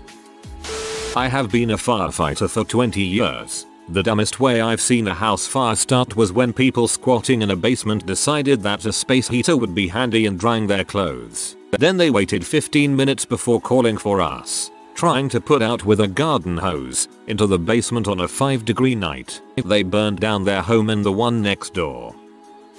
There was a show in the UK called 999 Lifesavers. There was one episode where some kids were dicking around with an old oil barrel. One tipped oil over himself, so he went to dry himself by their campfire they'd started, and wait, what? My neighbors recently burned their house down emptying an ashtray before they went to bed. They have since quit smoking. Not a firefighter, but this was a very dumb fire. I'm a teacher. One day, in my department's office, someone noticed a smell. They got the rest of us to stand up and go to where they were standing. It smelled like burning plastic to me, so I tried to find the source. All of the science lab cabinets were nearby, so I carefully felt each for heat and then unlocked and very slowly opened the doors to check that the problem wasn't there. No lab chemical problems. We finally narrow it down to a spot behind the wall, and that's when I realize electrical fires smell like burning plastic. I call our head custodian right away. He doesn't answer, so I call the principal and interrupt his meeting. He tells me he'll get the custodian down there. They come. I say we should call the fire department and get them to check it out ASAP. School decides this is not necessary. Principal tells off science department for not being careful with their chemicals. What? This is Wednesday. Thursday, smell had faded but then suddenly increases and is worse midday. I call the principal immediately and say, there's an electrical fire. Call the fire department. After about a half hour of deliberation, they decide to call an electrician. He stares at the wall, says he doesn't smell anything, then leaves. Friday. On Fridays, I didn't have a morning class, and on that particular day, I decided to take my time and go in late. I get to the school around 10 AM. About 8 fire trucks there and the whole school evacuated. A teacher runs up to me. Real fire, I ask. Yep, in 2 rooms and we had to evacuate. Let me guess. room 208 and 210. How'd you know? TL. DR. Smelled an electrical fire for 2 days, but my bosses decided not to call the fire department until the school was actually on fire. Your principal's a fucking dumbass. My father lived in a rented apartment. The landlord lived in the apartment beneath him. My father had switched the fuse off the oven off because he had done some electrical work. He also put some receipts on the oven. In the meantime, the landlord saw the flipped off fuse, located on the basement, and flipped it on. We wondered why it smelled burned, and we discovered that the oven was on and had burned the paper to ash. Amazing. It did not really burn. The paper just turned to ash. You could even still read some words, but if you touched it, it just turned to dust. I'm guessing the oven was set to something lower than 451 Fahrenheit. Not a firefighter, but I was living in a big old single family home that had been converted into 6 apartments. Because it was a house, it had a shingle roof. The owner hired one of those unlicensed, uninsured type outfits to work on the roof. The kind you find hanging out at Home Depot in the morning looking for jobs. Anyways, long story short, the guy was on the roof, smoking, and somehow caught it on fire. Rather than dialing 911, he ran down 3 flights of fire escape, got the garden hose, and ran it back up. Once he got to the top, he realized he never turned it on, so he ran back down, turned it on, and ran back up. Apparently by that time it was out of control, so he headed off. One of the neighbors finally called 911, but by then it was a full-on blaze. Destroyed the top 2 floors and most of the first floor. Moral of the story is, just call the professionals. Probably too late for this to get traction, but by far the dumbest is people smoking while on medical oxygen. Like the tanks are coated in labels about how flammable it is. My dad said that one time there was a small fire because a homeless man tried to use a microwave that he installed himself underneath the pier, and it exploded. Apparently it worked the first few times he used it though. 2 kids playing in their backyard and decided to light the shed on fire, then it spread to their 2 cars and their house, all burnt down. A firefighter started a fire at his ex's house to win her back by saving her, claiming he was just driving by and saw it. Kid lit curtain on fire on 2nd floor. Apartment building almost caught fire because someone decided they could grill on the 2nd floor of an apartment building right next to the siding. More kids being dumb and lighting their houses on fire somehow.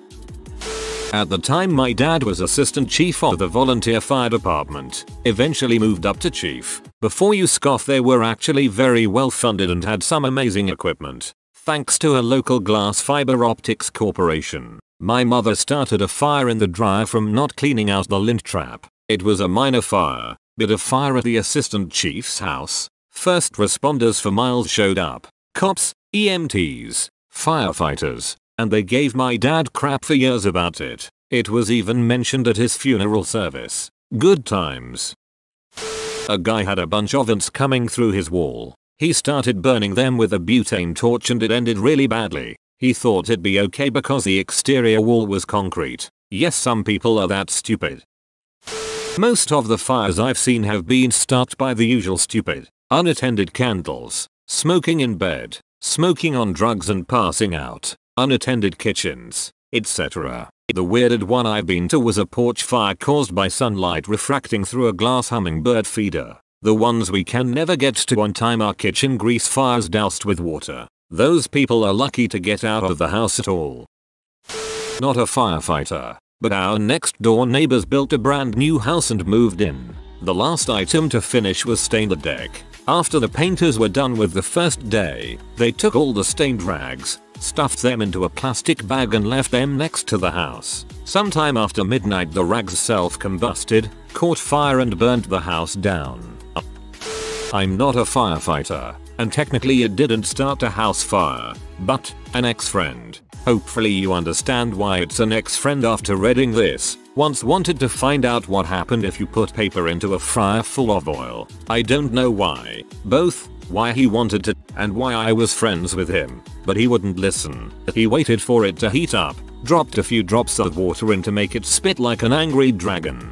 Then when he was satisfied it was hot enough to melt the paper, he dipped in a sheet of A4. It caught fire, obviously. If I wasn't there it would have ended so badly, but luckily I knew what to do. Grabbed a towel, ran it under the water and then suffocated the flames. He wanted to throw his drink on it, and it was right then that I knew I should not spend another minute with this guy. Scorch marks up the wall, smoke filled the apartment, and I just walked out. That was the last time we spoke, almost 15 years ago.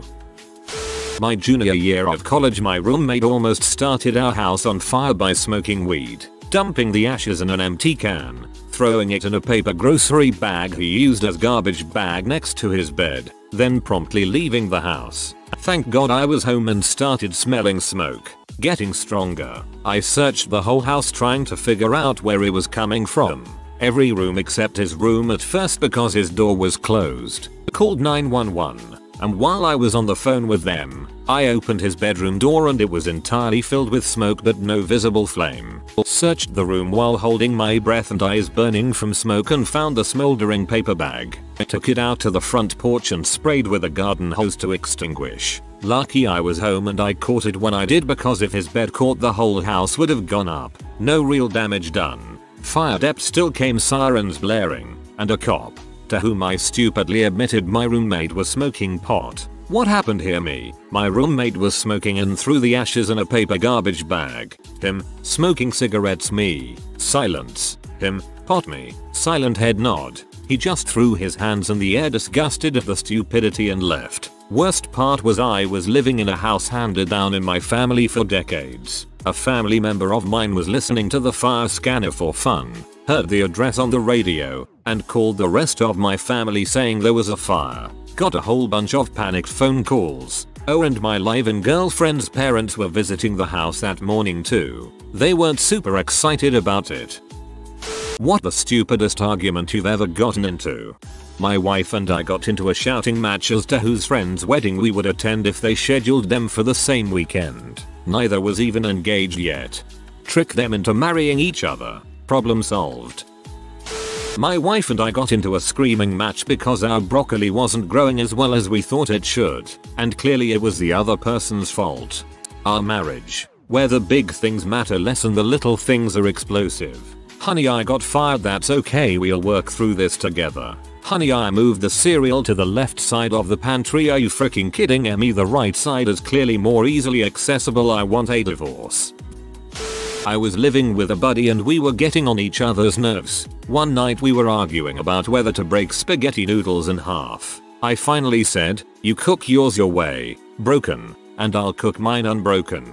He took half the spaghetti from the package and broken the noodles in half, put them in boiling water and started stirring, while I stood there with the package. Mostly we glared at each other, then he reminded me to add my half to the pot. After I did it, then he thought of something. How are we going to separate the long noodles from the short ones? Joke's on you. He's getting twice as many noodles. When I was 6, my friend and I stood facing each other, arguing about which hand was your left and which was your right. It took us about 5 minutes to realize that, when standing opposite someone, your left side is their right. I had an ex argue with me over which would weigh more, a pound of bricks or a pound of feathers. We went back and forth forever while I tried to explain it to her. It did not help when her mother chimed in with, "What about a pound of wet feathers? The apple does not fall far from the tree." Number. Her mother knew. What she did was toss a grenade into the conversation and walked away. Way back when I was a phone service advisor for a credit card company, this lady called in confused as heck about a piece of mail we had sent her. "I don't understand why you sent me a bill. I paid for the TV at the store with my card." "Yes, ma'am. Now this is a bill for using your credit card." "But I used my credit card. Why would I have to pay again?" This went on for about a good hour. This poor excuse for an adult believed that a credit card with just an all-access pass to buy anything you wanted for free. That was a devastating job. The arguments you have where someone is venting at you at something infuriating and you agree with them, but they are so mad that they want to argue with you about it, even though you agree with them and say yes throughout the conversation. That is like 80% of my conversations on Reddit. My friend once tried to argue that Token, the black character in South Park, was named as such because black people are stereotypically always toking on weed and crack, I argued that it was because he's the token black character. I'm pretty sure they specifically say this in at least one episode. Me and my friend are both smokers. We were talking to my other friend who wasn't. The non-smoking friend was saying how bad smoking is, etc. and that we should both quit, and my smoking friend was arguing that smoking wasn't bad for you at all and he had no reason to quit. Now at first I thought he was joking, but no, he was deadly serious, so I informed him he was wrong and that smoking does indeed kill people. He got angry, screamed that we were lying, then left and hasn't spoken to me since. This was like 6 years ago. Haha, that's the most sincere, hardcore form of denial I've heard in a while. Not me but my parents. They got into an argument about a little bit of sauce getting wasted because it came out too fast. My dad got pissed off about it because he's just quit smoking, and they haven't spoken to each other for nearly 2 days now. My parents go on Reddit too, so I hope they see this and realize how stupid they're being. At the olive bars at grocery stores, you can buy these cherry peppers that are stuffed with prosciutto and cheese. Well, my dad and I love them things, and one day he bought a bunch of them. Through the course of the week, we ate them all, except one, which sat in the container for 3 days, uneaten. So, I ate it, and that's where I went wrong. 2 weeks went by before my dad would speak to me again, simply because I ate the last pepper before he did. Friend farts. Me. Did you just fart? Friend. No, I didn't. Me. Yes, you did. Friend. No, I didn't. You freaking liar. Silence. Only a horrible smell. He was the only one with me in that room, and he's known for lying. He didn't fart. He pooped himself. I once got in an argument with my roommate about who could raise the fastest duck. I was in a fraternity in college, and a sorority on campus had invited us to participate in a rubber duck race fundraiser where the rubber ducks would float down a creek through campus and the person that bought the winning duck got a prize. Being the smartest I am, I asked the sorority president if I could enter a real duck. She didn't believe I would and said yeah sure, whatever Matman 88. Later that night my roommate and I got drunk and got in a heated debate over who could raise the faster duck. We woke up the next morning and headed to the nearest poultry farm where we each bought a duckling and raised it for the next month and a half. Their names were Cheese and Quackers. One day I came home to find all sorts of witchcraft spellbooks strewn about our counter. I asked him what they were and he opened one up, grabbed my duck and started cursing it. Apparently he had gone to a palm reader to seek advice. As a joke, we kept them in our fenced-in backyard, and the day after he had cursed my duck a storm blew down part of our fence and our ducks escaped. I still blame the voodoo curse to this day. My duck, Quackers, easily would have won and he had to resort to consulting the great beyond to ruin the entire race for both of us. TLDR. I had the faster duck but was foiled by a curse. My friend was convinced selfish was pronounced shellfish. I wrote out the word out, sounded it out, and it was like I was saying the sun was blue. She just wouldn't have it. IDK if she was screwing with me. But 2-3 years after that whole argument we got in a different argument about her basically being a bee and she said sorry, I was being shellfish, I couldn't stay mad at that moron. My friend, I think you were the victim of a long con. That if you go on someone's property, you're their property. Needless to say he isn't very bright. He's locked up in my garage now. It's probably for the best. A woman I used to work with at a university got into an argument with me because she didn't believe that the different races of humans were, in fact, the same species. Her final argument? You're wrong. It's like whites and Native Americans are just like fish and dolphins. They're both in the ocean, but not the same species. Now do you get it? No, not really. And, not at all coincidentally, this was the worst group of co-workers I have ever had. Jane. It was about -40 outside in the winters. Bill. Celsius or Fahrenheit? Me. They are actually the same at -40. Jane. Really? Bill. No, they aren't. You're talking crap. Me. I'm 99% sure that they are the same at -40. Bill, I have a physics degree. You're an idiot. Bill then went on to reference my idiocy twice more over the course of the evening. Bill is a T.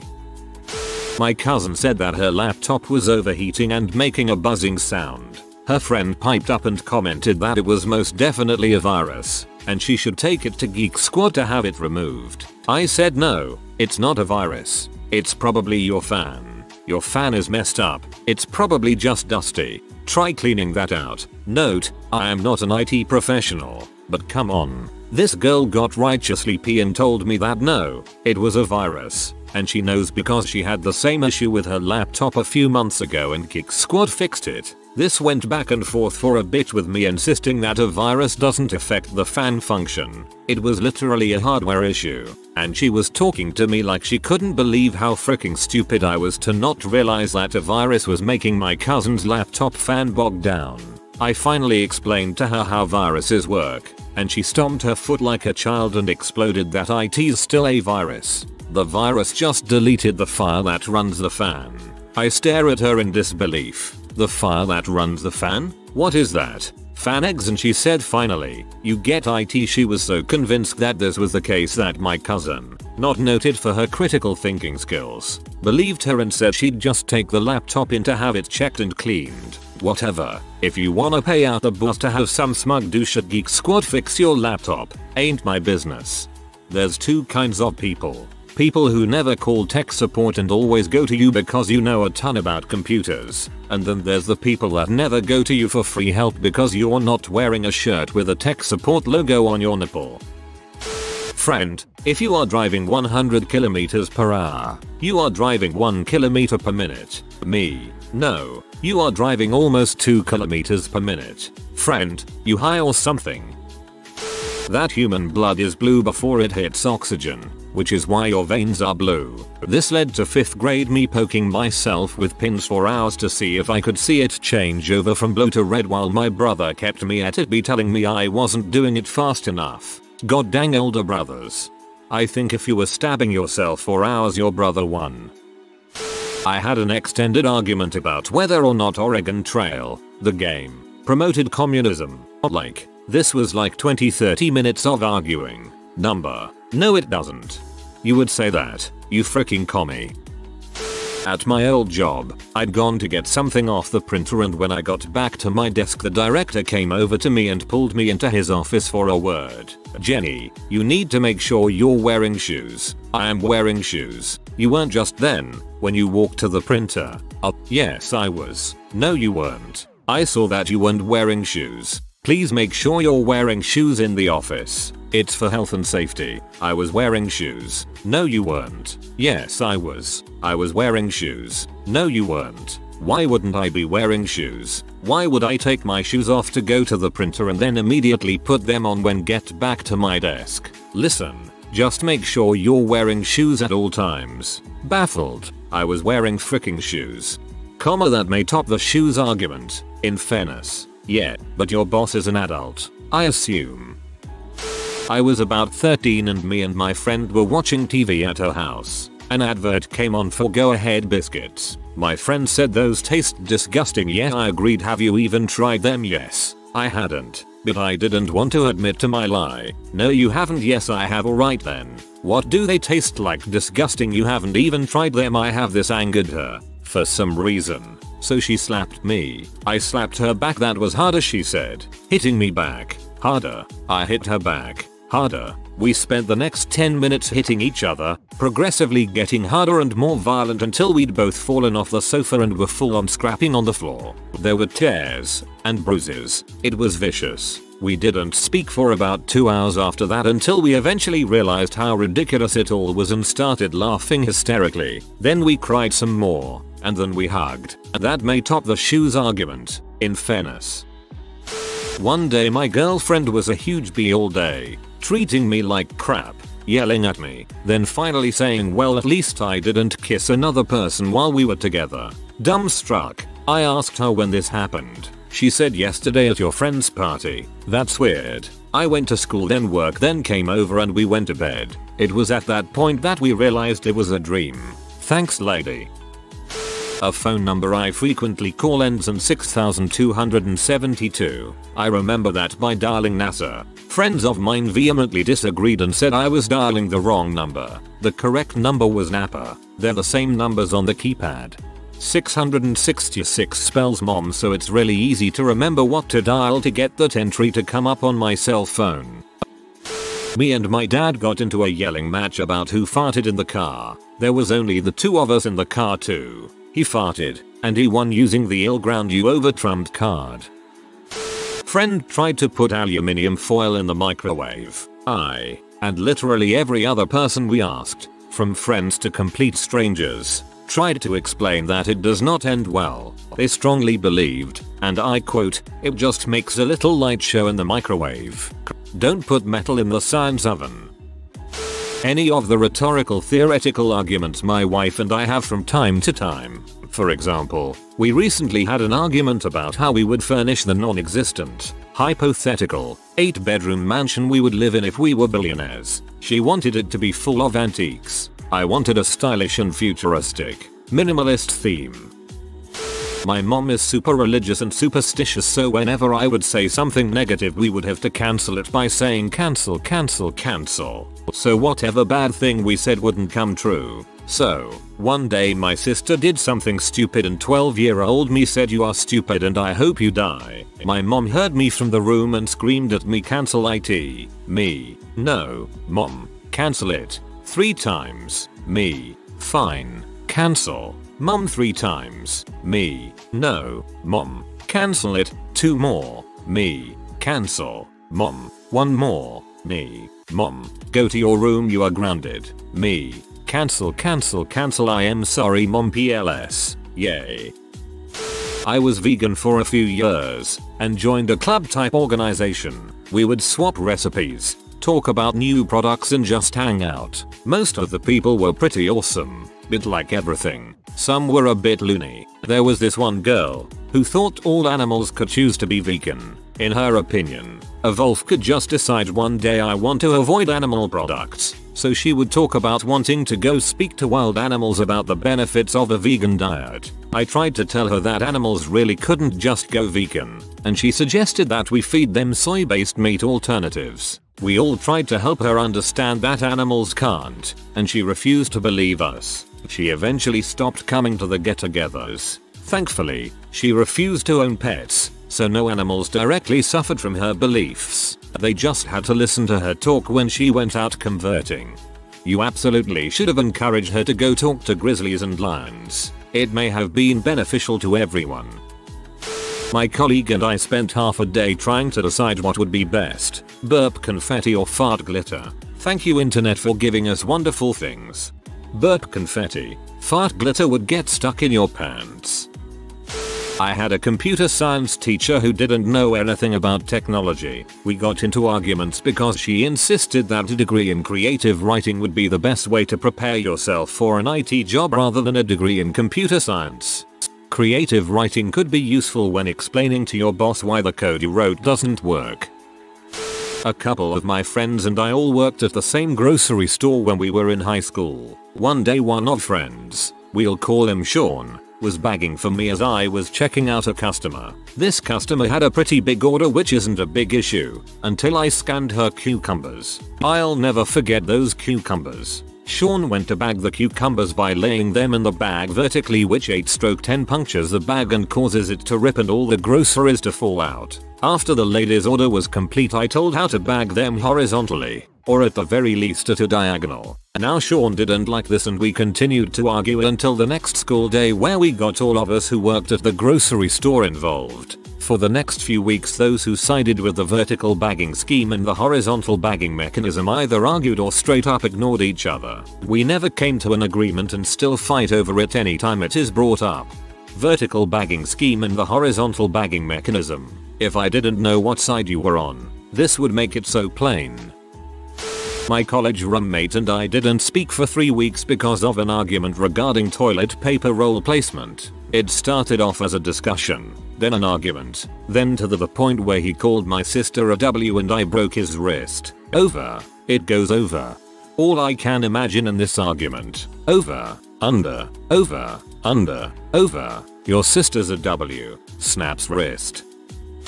My friend and I got into an argument over whether chocolate would kill my dog. Of course I was arguing that it would and he was arguing it wouldn't. Eventually he went home and I went to bed. Woke up to my dog vomiting violently under the bed. I could smell chocolate. That bastard. I rushed my dog to the vet and he needed to know how much chocolate my dog may have ingested. I called my friend but he denied feeding my dog any. He had 80% dark chocolate when he was over. My other friend was in the car with him when I called. He turned to her after hanging up the phone and said I might have fed him a couple of squares to prove my point. My dog ended up in intensive care at the vet for days, on an IV and carefully watched. He pulled through. The vet said throwing up undoubtedly saved his life. The stupid argument that almost cost my dog his life. Needless to say I am no longer friends with that butthole.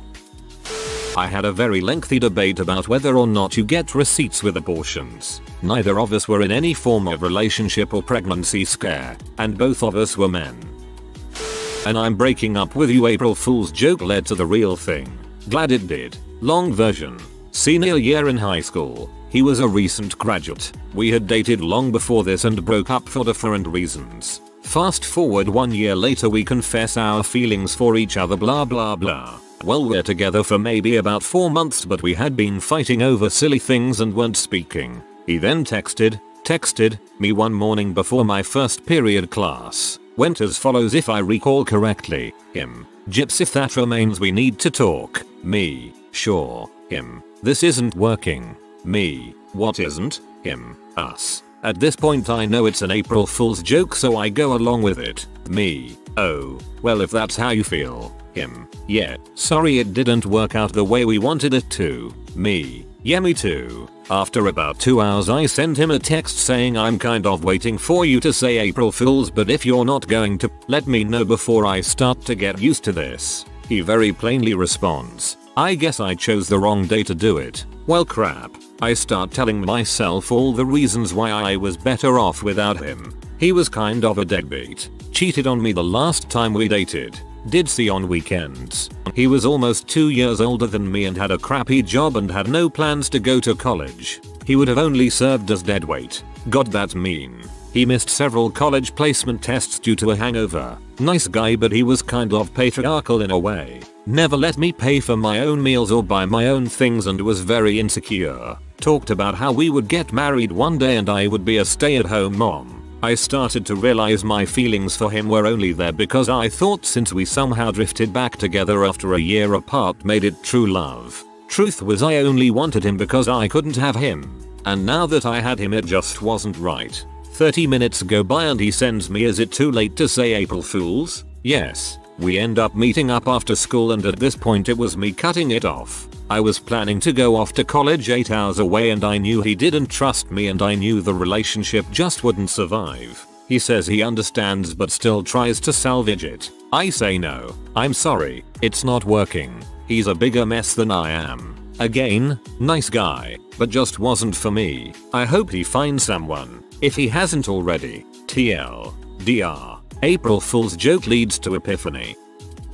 I once barricaded myself in the bathroom with my then girlfriend screaming at me and trying to break down the door over who got to cook potatoes that night. This guy who just got fired at my work. The argument was over quality of the work we do. He had for months been making stupid mistakes that basically boiled all down to a single root cause. He didn't care. He didn't care about what he was doing. He was there just to punch a clock. Maybe that's good enough if you just want to work at a Walmart or something, but we make structural steel and buildings, like the office building you're sitting in right now, or that bridge you drove over to get there. So you can imagine there needs to be a certain level of care and quality in what you do. Anyway, I'd found some more of his mistakes. Part of my job is to find issues before they become expensive problems, and showed the guy, so we can fix them. I try to be real nice about it. I try not to make him feel stupid, but he gives me this huge attitude and tells me not to check his work. I tell him it's my job and quality is everyone's business here. We are a small shop. Our clients give us repeat business because we output quality parts. He's almost 50 years old. He hasn't held a job longer than 2 years in his entire adult life. How am I the one who's got to have this conversation with him? How has he made it this far? He spent the next 2 hours of the day trying to badmouth me to the other guys in the shop. Someone complained to the general manager who promptly fired the guy.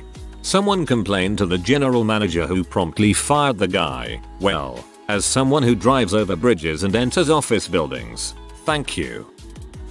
I was having a conversation with my girlfriend at the time about freak occurrences and odd things that happen. She said at some point that, and I quote, uncommon occurrences happen all the time. They happen just as often as common occurrences. I tried explaining by their very definition.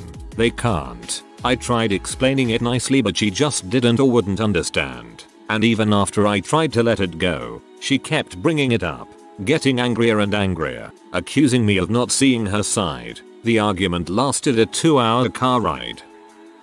When I was around 14, I got in not an argument with classmate about whether or not the sun was burning. I said it was not, because the definition of burning is a reaction with oxygen. Nuclear fusion is not. I could not convince him. His anger increased until he almost became violent, but I could not let this go. Some teacher overheard this argument and sent us to the physics teacher to solve the issue.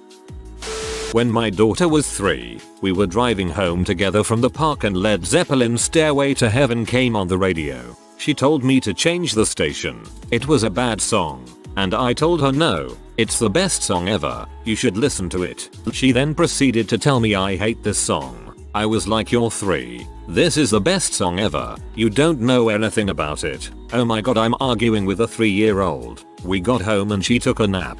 She's only 3 and has already heard it too many times. Stupid people of Reddit. What is the stupidest thing you've done?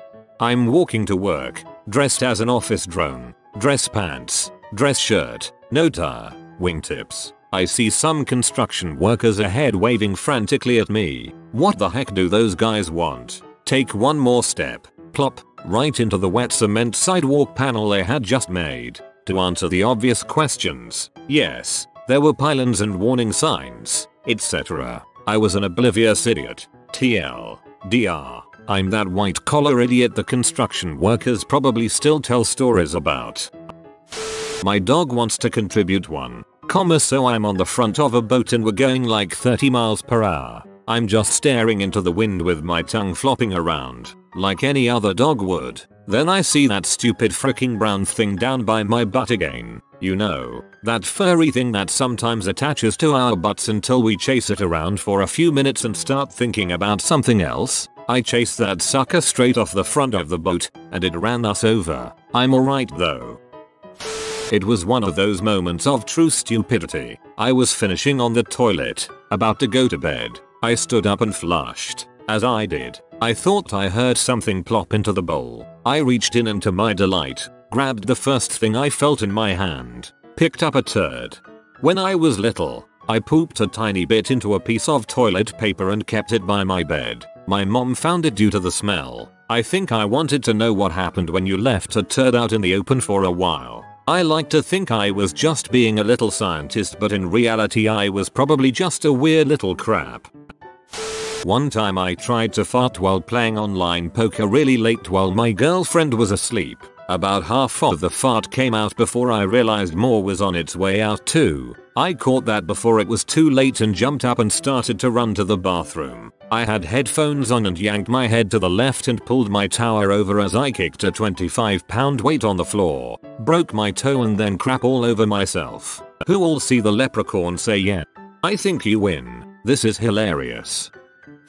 Garage sale. I pull over and go to the carport where I see a lot of boxes laying around and clothes hanging. So I start having rummage in the boxes and looking at the clothes. See a guy in the lounge staring at me, giving me stink eye. I think, how are you going to sell anything with that attitude? Never mind, keep on looking.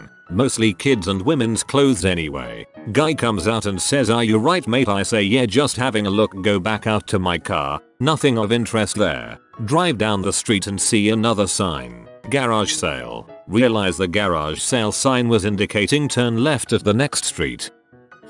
You know how you see stupid exam answers? At the age of 12 the whole year group had to sit an exam to find out what groups we would be put in for science the next year. It asked us to draw and label a table and its uses. I literally drew a freaking table with some smug little C reading a book at it. I even labeled the freaking book as book and the table and its legs. I still made the top set for science. Every science teacher got a photocopy of that freaking diagram. Every single freaking one. It was pinned to walls, doors, smart boards. Literally, every freaking gadget and mink in my school knew about my monumental frick up.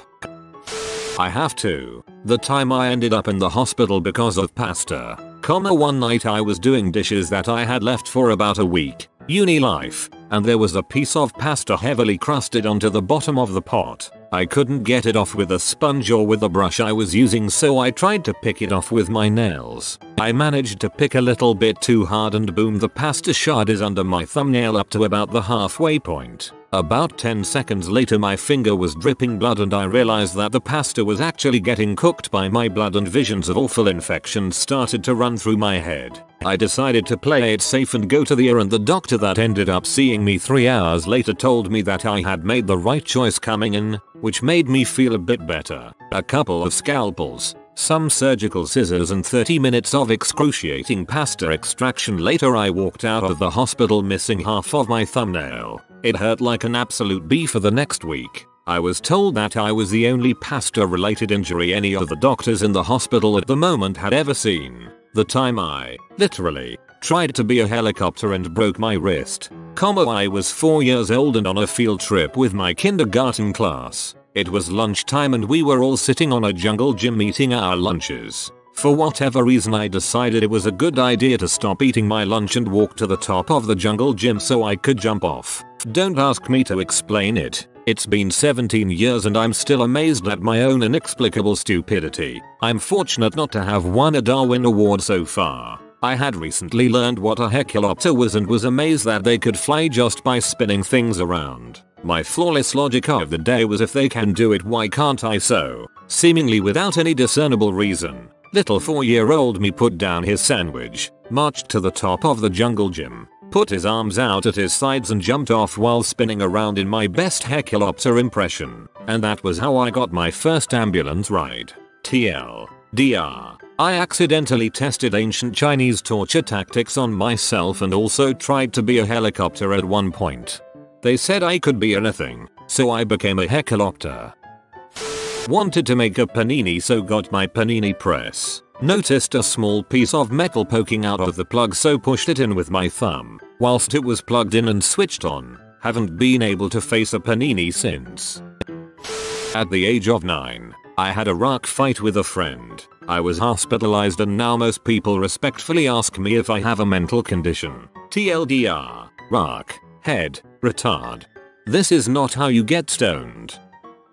When I was roughly 3 years old I was playing around in the living room whilst my older brother, 13 at the time, watches television. Eventually I get bored of whatever annoying toy I was playing with. I start toddling on over to the kitchen to find scattered toys or to find my mum. However, on the way I decided to take a nap. A nap on a freaking radiator with heat blasting out of it. Apparently I had been there for a good minute before my brother realized my face was melting on the radiator. My brother takes my cheek off the radiator and screams for our mum. I got rushed immediately to the hospital where my mum was questioned profusely in regards to child neglect. She's a great mum and she says the ordeal was the worst thing she has ever experienced. Got a scar off my cheek from my idiocy. This isn't the only time I fricked up as a youngster, sadly. Got run over by a parked car. So, when I was 10, my stepfather put a speedometer on my huffy dirt bike. I wanted to see how fast this thing could go, so I took it up to the tallest hill in my neighborhood. Racing down the hill, I went past 20 miles per hour, past 25. I was closing in on 30 miles per hour when it occurred to me that I should be looking at the road, not just the speedometer. That's when I hit the book. A 1980s era American car was not built for fuel economy or for reliability. It was built to consume as many gas and steel resources as America could pee away. I flew over the trunk, rolled over the roof, and thumped onto the hood with a broken arm and 2-inch scar in my shin. My Huffy was squashed like an accordion and could have been mistaken for a unicycle. Everything changed after that, except the book. It barely noticed. I once thought it would be a good idea to take 3 hits of acid and go to my cousin's middle school dance recital. It wasn't a good idea at all. It was a bad idea. It was a very freaking bad idea.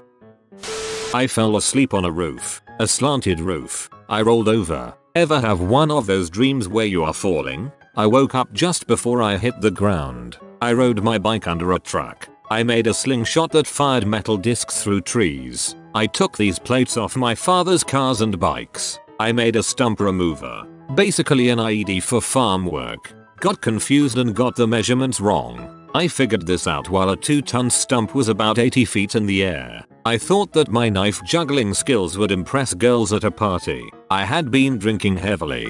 Had fricked on a trampoline. Advice: if you ever want to try this, don't. Penises can break. Had fricked in the water at a beach. Advice: if you want to try this, don't. Sand gets everywhere, especially if you are uncircumcised. Shot myself with a .22 bullet. Not a gun, just the bullet. Well, and a hammer. Took a half pound of gunpowder to school. Tried to write my name on the football field. Turns out the guy with the distinctive name and no eyebrows can easily be identified. Another time I tried to jump a fence on a motorcycle. A barbed wire fence. Strangely, if this had gone just a little worse, the beach thing would have gone better. Parked my dad's car the wrong way. That is, in a swimming pool. Tried to help a dog who had been hit by a car. Had a large portion of my face torn open. That being said, I would do this again. Lots more, but I am a little tired. My wife thinks I am stupid. BTW.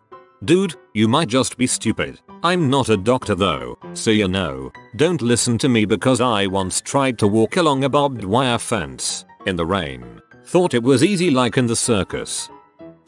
When I was 12, I put a rifle round facing up on the ground and hit it with a golf club. The casing shot across my foot and cut skin, but I don't know where the bullet went.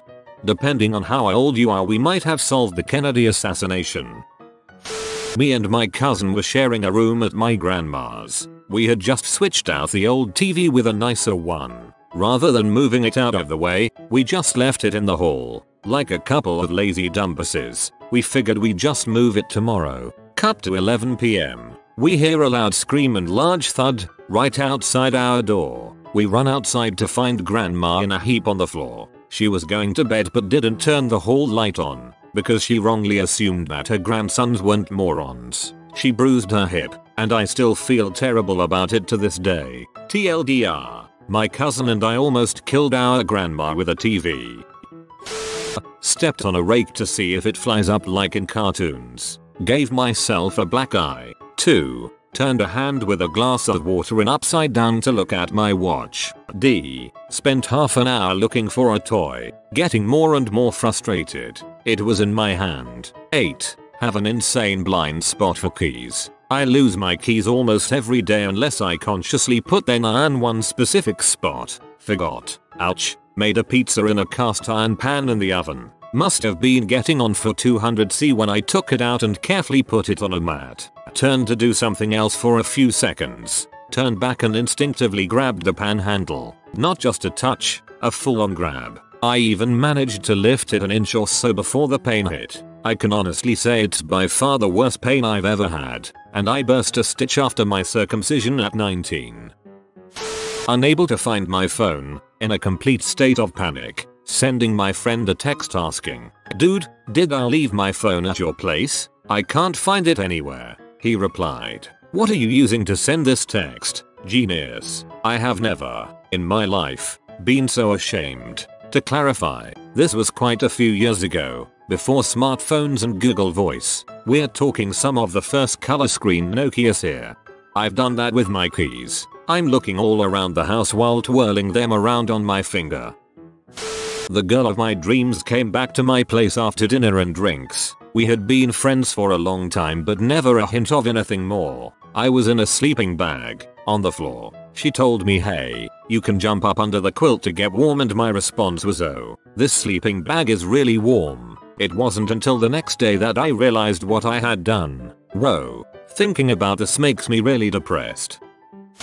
So I used to get really bad head rushes when I stood up too fast. This happened a lot when I was in my early teens. Anyways, I was lying down watching TV when my dad tells me to turn the heat down. So I get up and feel kinda dazed but continue to walk behind the couch towards the thermostat. On the long walk to the thermostat, my head rush starts to get more intense. I lose vision and lean against my electric piano for support. I lean there for about 30 seconds while it passes. When my vision finally returns, I am standing over my piano thinking, turn down the heat, turn down the heat. So my blood deprived brain starts to bash the keys of the piano hoping that the heat will turn it down. I am very confused at this point, but I think I know what I'm doing. Then I get the realization. I thought, wow, I'm so dumb. The heat isn't turning down because the piano isn't on. Stupid me, so I press the on button on the keyboard and start bashing the keys even more. Random notes start playing loudly, which makes me jump.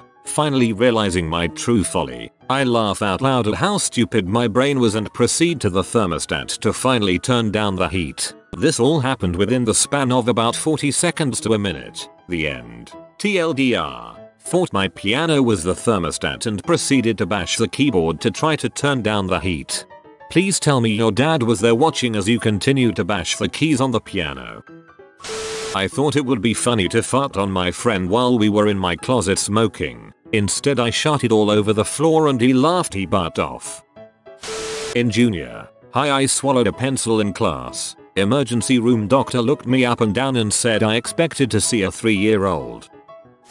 In high school I dated a girl with an identical twin. One morning I was tired and walked up to the girl I thought was my girlfriend, put my arm around her, and kissed her. Fantasy twin freaking did not ensue.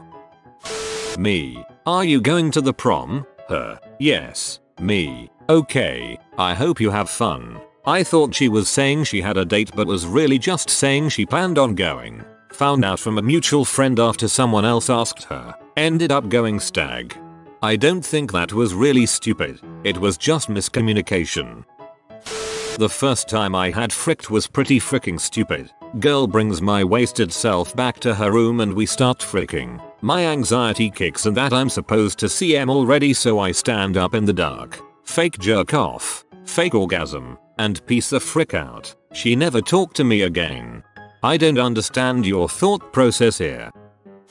I tried to rob an on-duty cop. I used to work at a gas station. Every night at this gas station police officers would come in for some coffee and whatnot, and over time I got to know a couple of them. Over time, it got to where we would talk about the weird crap they see on the regular and whatnot and the crap they would help us deal with. I got some good cop stories from them and some even better gas station adventures from my days if anyone is interested. Anyway, one day I'm minding my own business stocking the cooler when I hear Officer Ingram talking to my manager over the speakers in the cooler. They are there so that whoever is in the cooler can hear what is going on up front. I decide to come out of the cooler with my sweatshirt and ski mask on and sneak up on Officer Ingram and see how a cop reacts to being robbed. So I start sneaking around the store solid snake style, and I managed to go unseen by Officer Ingram. My manager, who was having a conversation with him, saw me but didn't give me away since it wasn't unusual for me to wear the ski mask outside the cooler. I get to the counter and I put my box cutter's blunt end, safety first, against the back of his neck and tell him in a voice much deeper than my regular voice to don't do anything stupid and call for help or anything. Just give me your freaking wallet. My manager was speechless. Officer Ingram didn't even flinch. He just took a sip of his coffee and told me that I must be the biggest idiot he had ever come across. It was at this point that I noticed my manager's eyes had dropped and I noticed that Ingram already put his hand on his gun. Right as I heard the safety click, I dropped the act and told him it was me and that I was just playing. Ingram starts laughing out loud and tells me to chill out. He had seen me sneaking out the cooler and around the store on the computer screen up front with the live feed of the security cameras around the store. We had a good laugh about it immediately after. For a few days after that, when the other officers would come in, they would put their hands in the air or just throw me their wallets. It later dawned on me that if it wasn't for the manager leaving the security camera live feed on screen, I could have gotten shot and charged with all sorts of crap. TLDR. Pulled a box cutter on a cop as joke. Cop knew it was me and decided to scare me senseless. Didn't go to jail or get bullets in my tummy. It was a good day. I like to think I am not stupid, but I have one memory gap that leads people to believe I am dumb as soup. I can't freaking recall right and left off the top of my head. It is so freaking frustrating. Could be worse though. I physically can't turn left. I'm not an ambitoner. Christmas this year. So's mother is staying with us. Upstate NY, so it's cold as balls. I go out to start the car before we leave for dinner and then come back in. Few minutes later when we're about to leave I start patting my pockets and looking around on my desk. So's mom goes, the keys are in the car, cause it's running. Yup, your daughter is dating a keeper over here. I once was playing around with my friend's EpiPen and didn't know which side was which. Shot the needle through my thumb, so that hurt. Came home from work one night and popped Easy Mac in the microwave, but I forgot the one essential step. I came back 3 minutes later to a smoke-filled kitchen. The smoke was the burned plastic cancer smoke, so my nasal passages were on fire. I am a terrible chef. Did you forget the freaking water? Because I have done the same goddamn thing. When I was little I didn't know about those car lighters. I stuck my index finger thinking it would be cool to leave it there and boom, finger roasted. Worst thing is I held the pain for at least 4 hours because I didn't want to cause trouble to my parents. Sneezed and hit my head on a wall because I was standing too close. Left my shopping at the till after I went through the self-service checkout. Poured water down my leg and instead of moving the cup, just let it continue to pour until there was no water left. Thought a bat sonar was called sonic radar. Threw frozen chicken in about 6 inches of boiling vegetable oil and started my house on fire. Lit my friend's hay shed on fire which exploded when the fire reached 20 full propane tanks. Jumped off my house to my trampoline. Missed, bit my tongue almost completely off. I also once cooked some trout on the barbecue grill and some foam that the cat sleeps on under the grill caught fire, so I threw it off the deck and it landed on the tramp and burned a hole in it. Just 10 minutes ago I was play fighting with a girl I get with occasionally and she lifted her leg to kick me in the balls, so I grabbed her leg and out of instinct lifted and pushed, which sent her to her butt. Hard. And she hit her head decently hard in the wall. I say out of instinct because I'm a wrestler and my brain just automatically thought I was doing a single leg. I was having a bonfire, dumping gas on the fire, and the fire got a little too high and lit the spout of the gas can and it, well, exploded and lit my shirt sleeve on fire. Jesus, I need to stay away from fire. At least your trampoline wasn't on fire.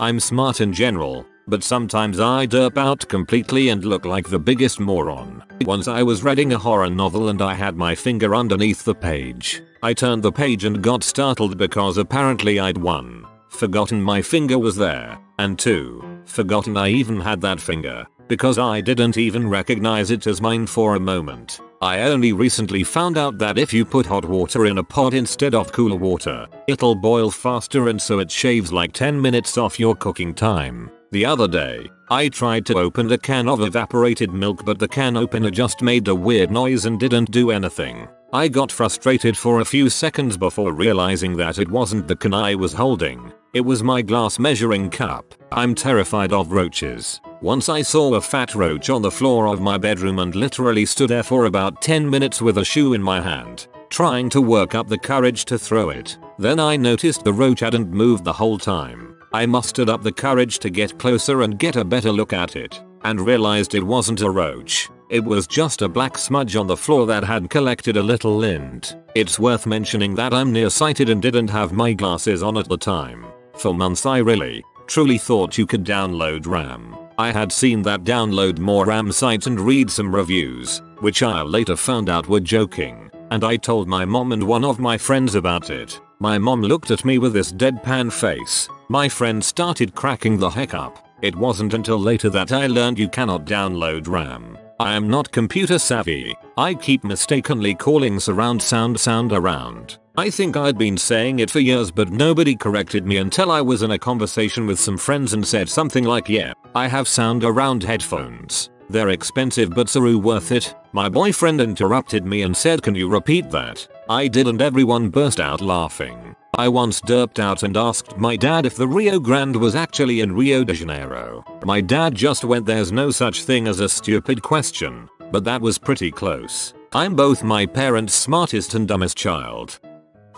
I thought detergent pods worked in the dryer, not the washer. I assumed that the heat from the dryer would melt away the plastic and that the liquid was meant to make my clothes smell good. When the plastic didn't melt away, I started to tear the pods before throwing them inside the dryer. Did this for like 4 months straight. Yeah, I know, I'm stupid.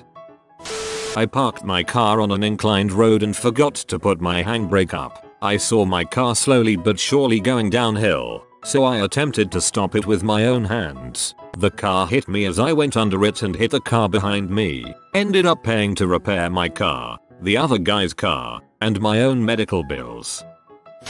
Technically definitely not stupid, but quite capable of it. I tried to avoid my older sister by telling her on the phone I wasn't at our parents' house. I was on my parents' house landline and she lost no time in pointing this out. What was the stupidest thing someone has asked you 100% seriously? I work in a toll booth and was working on the westbound side. A lady drove up to my booth really mad, which is par for the course, but I digress. She told me that every day she takes this route home from work, and every single day, the sun is directly in her eyes. Well, of course, she's driving westbound at 6 p.m. When I mentioned this, she brushed it off and asked, "Well, can't you change the direction of the road or at least put a cover over it?" I can't be the only person who is bothered by this. Just a second. Dear madam, we'll make the world revolve around you. It just takes a second. I was at my cottage looking at the stars at night with a friend and she turned to me and asked, "Are there countries in the sky?" I didn't know what she meant, so I asked her to explain, and then she said, "Well, are there any countries in the world that are just kind of in the sky?" I was so confused that I just sat there in silence, but eventually she says, "I mean, is there land on the earth in the sky where people live that are countries?" At that point I just gave up and said no, and she replied, "Oh, okay," so reassuringly. My 21-year-old sister once asked my entire family at dinner, if nuns don't have sex, where do they get more nuns? That takes the cake for me. How imagine being 21 and not knowing that all nuns are clones of the original nun. For context, I work in a phone shop. Customer, "What is this?" Hands me his bill. Me, "This is your bill." Customer, "But I already paid it." Me, "Well then, don't worry about it." Customer, "No, I mean I paid it last month." Me, "Oh, this is just your second bill then." Customer, "But I already paid it." Me, "Last month's bill." Yes, this is your next bill. Customer, "You mean they keep sending these every month?" Me, "Yes, that's what a phone contract is. You signed the contract for 2 years, didn't you?" Customer, "Yeah." Me, "So you will get a bill each month for 2 years then?" Customer, "What a rip off. He legit thought he would only get a single $90 bill for his brand new iPhone over the entire 2 years of his contract. Whoa there, buddy, just imagine this guy signing a lease for an apartment. Waited on a woman who asked me what kind of meat was in our beef taco salad. Lady, "What kind of meat is in your beef taco salad?" Me, "Beef." L, "What kind of beef?" Me, "Beef. Ground beef seasoned with taco seasoning." L, "No, I mean, is it pork or chicken?" Me, "Mom, it's beef. It's from a cow. It's beef." What day of the week is Good Friday on? Do you mean what date? No. What day of the week? It was on a Thursday last year. No. I've gotten a similar one to this. Isn't it cool how Good Friday always lands on a Friday? In his defense, it clicked in his head a second later. If it was possible to even land a plane on Japan because it's so small. Because, you know, maps are a one description of the world : Working for a rafting company, I'm asked far too often at the end of the float if we are back at the start. Rivers don't flow in goddamn circles. Reminds me of a story my dad once told me. Some of his friends were camping near a river and one of them got in a truck tire and floated downstream. Then he got out, ran all the way around the camp and got back in the water. When he passed the camp again, he said, "Look guys, it flows in a circle." One of them actually believed it, got in truck tire and floated away. I once asked someone to look to the left of something on her screen. She asked my left or your left. We were both facing the same direction. You can pick. I have a buzz cut. A guy at work recently asked, "Dead seriously, do you cut your hair? Or does it only grow that long?" I got a haircut with bangs when I was around 13, and when I showed up to school the next day, one of my classmates asked me how I grew them so fast. Not me, but our safari guide in South Africa said he once heard a woman ask her husband, "Honey, is that the same moon we see in Texas?" Not asked, but in high school show choir, we took a trip to Toronto from the US for a competition.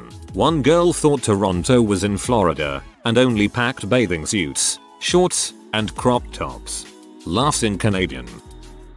My current boss asked me to make the pages smaller so she can see all of them. She had Excel zoomed into 200% and thought I was just sending things in font 46. This person has been in her position for 12 years. Ugh.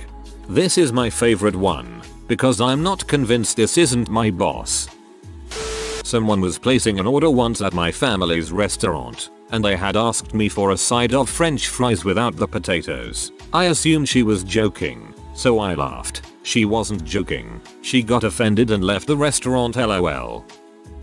First day working a tech support job. I answer a phone call from a woman whose laptop won't turn on. She's at the airport trying to get some work done and is very frustrated because she had been working for several hours during a layover and the laptop suddenly shut off. I asked her if she had the laptop plugged in when it shut off, or if she was just running it on the battery. It can be plugged in? I thought it was supposed to be wireless. I honestly thought I was being pranked because I was the new guy. After a lengthy pause to decide if this was a serious call, I advised her to try plugging it in. The laptop turned on.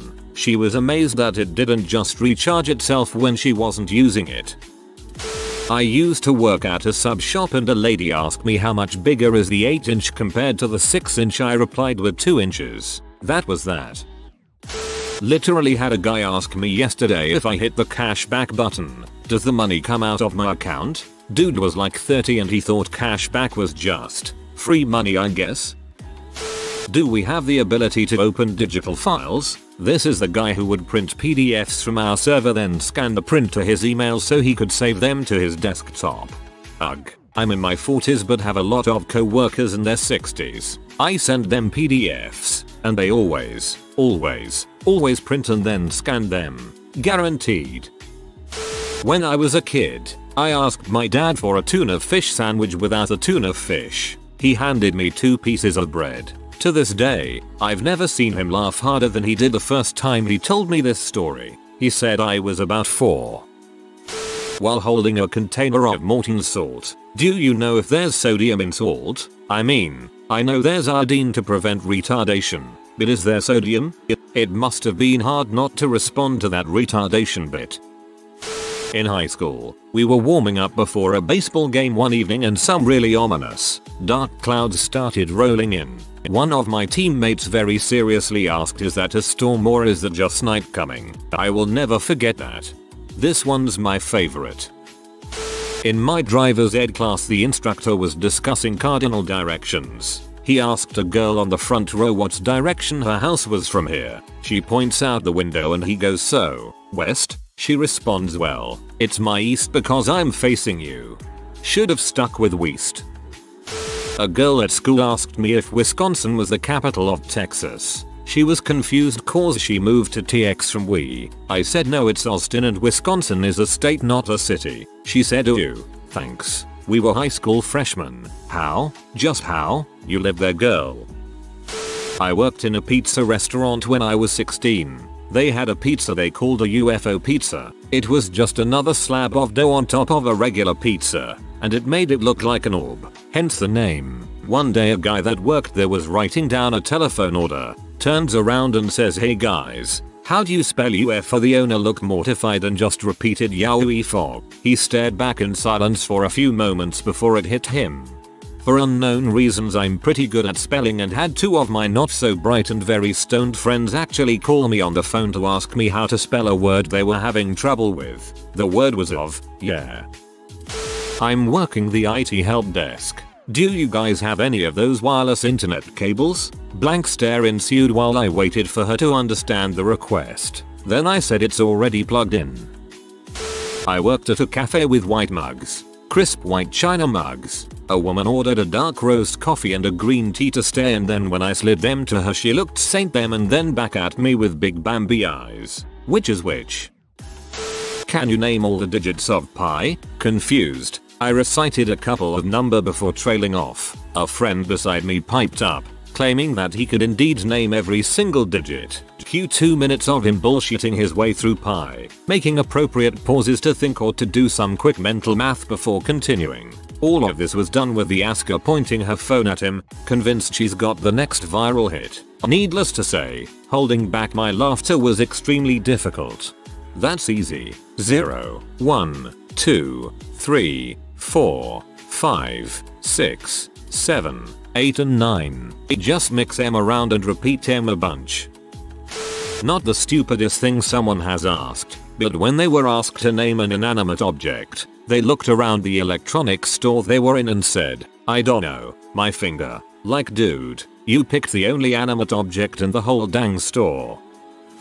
Work in retail. Guy comes in. He looks pretty average. Has a nice suit, nice glasses, well kept hair. Above average I guess. He's looking for a particular stock pot that the store carries and I bring him over to where they're kept. He begins to stare at the box. A deeply troubled look emerges slowly on his face as he places his hand on his chin. The box art depicts the pot in use, with some photoshopped water and a corn cob bobbing out of it. This is relevant. Trust me. After about 10 seconds of him staring perplexedly at the box I ask, anything else I can help you with? He replies, sounding confused. So, this thing can only be used to cook corn? I stared blankly at him. Was he fricking with me? His vexed demeanor told me no. He was indeed concerned about the product's potentially limited use. I honestly have no idea how long I was speechless. It felt like minutes. I couldn't speak. No one is that dumb, right? He eventually says, it's okay, I'll figure it out from here, and continued to gaze at the box in hopes of gleaning the answers to the troubles he had encountered.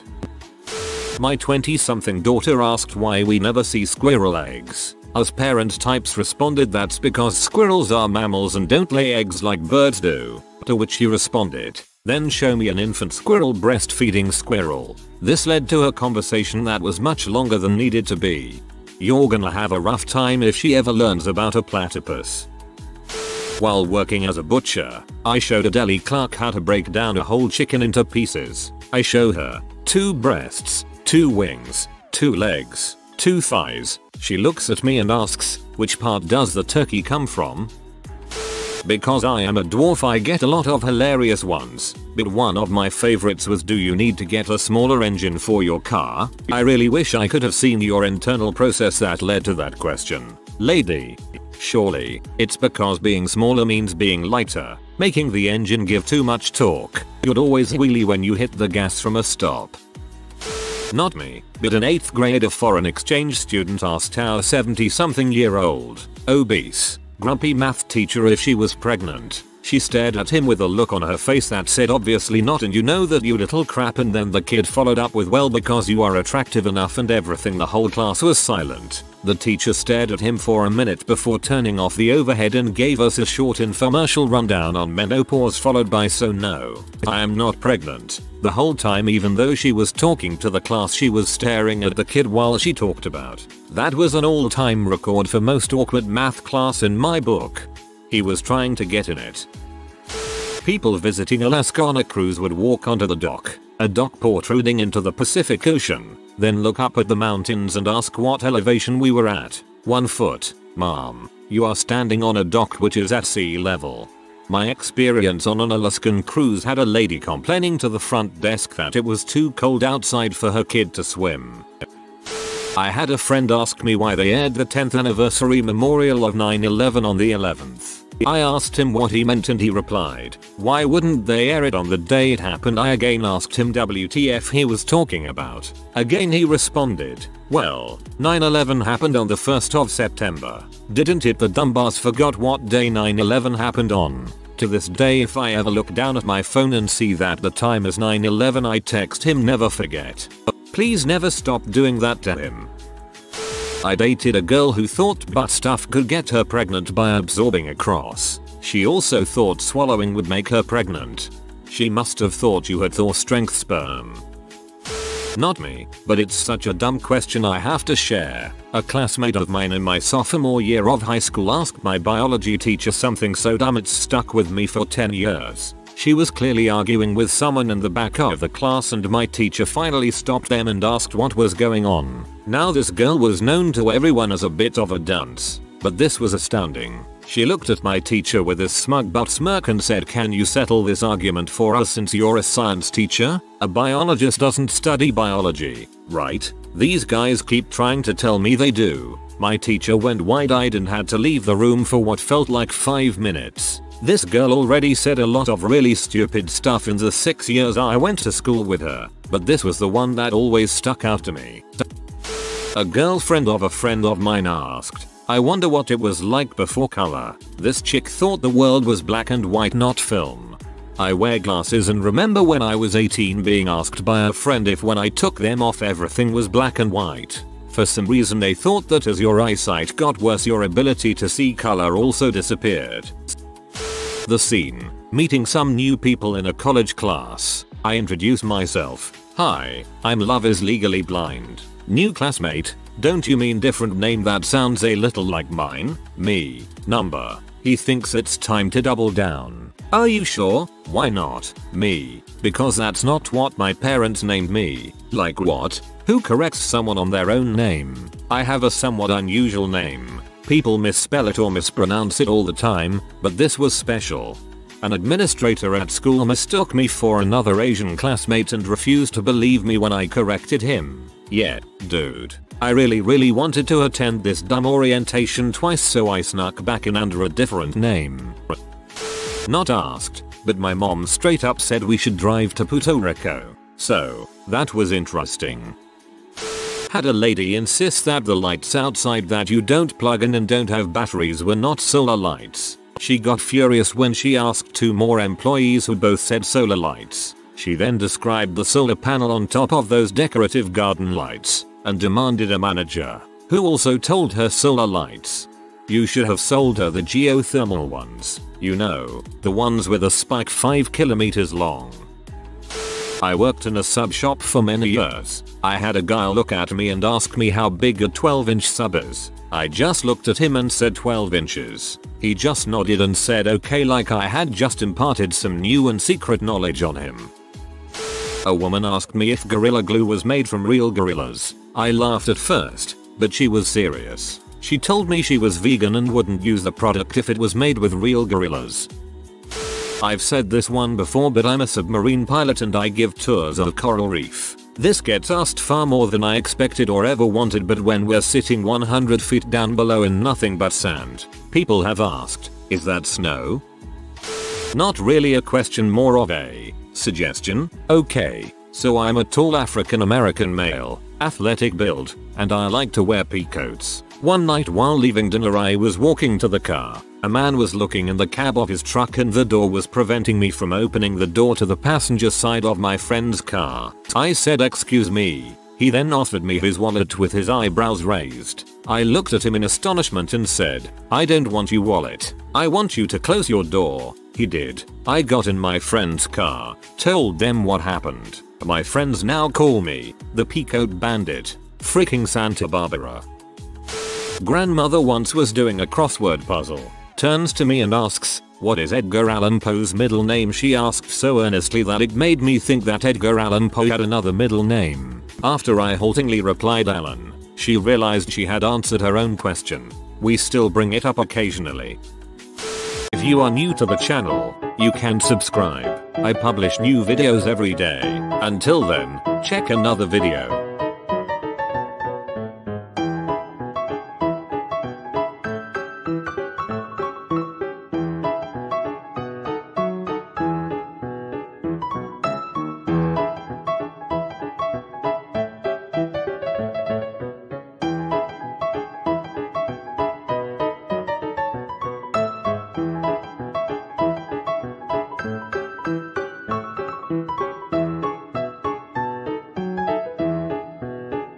Bye for now.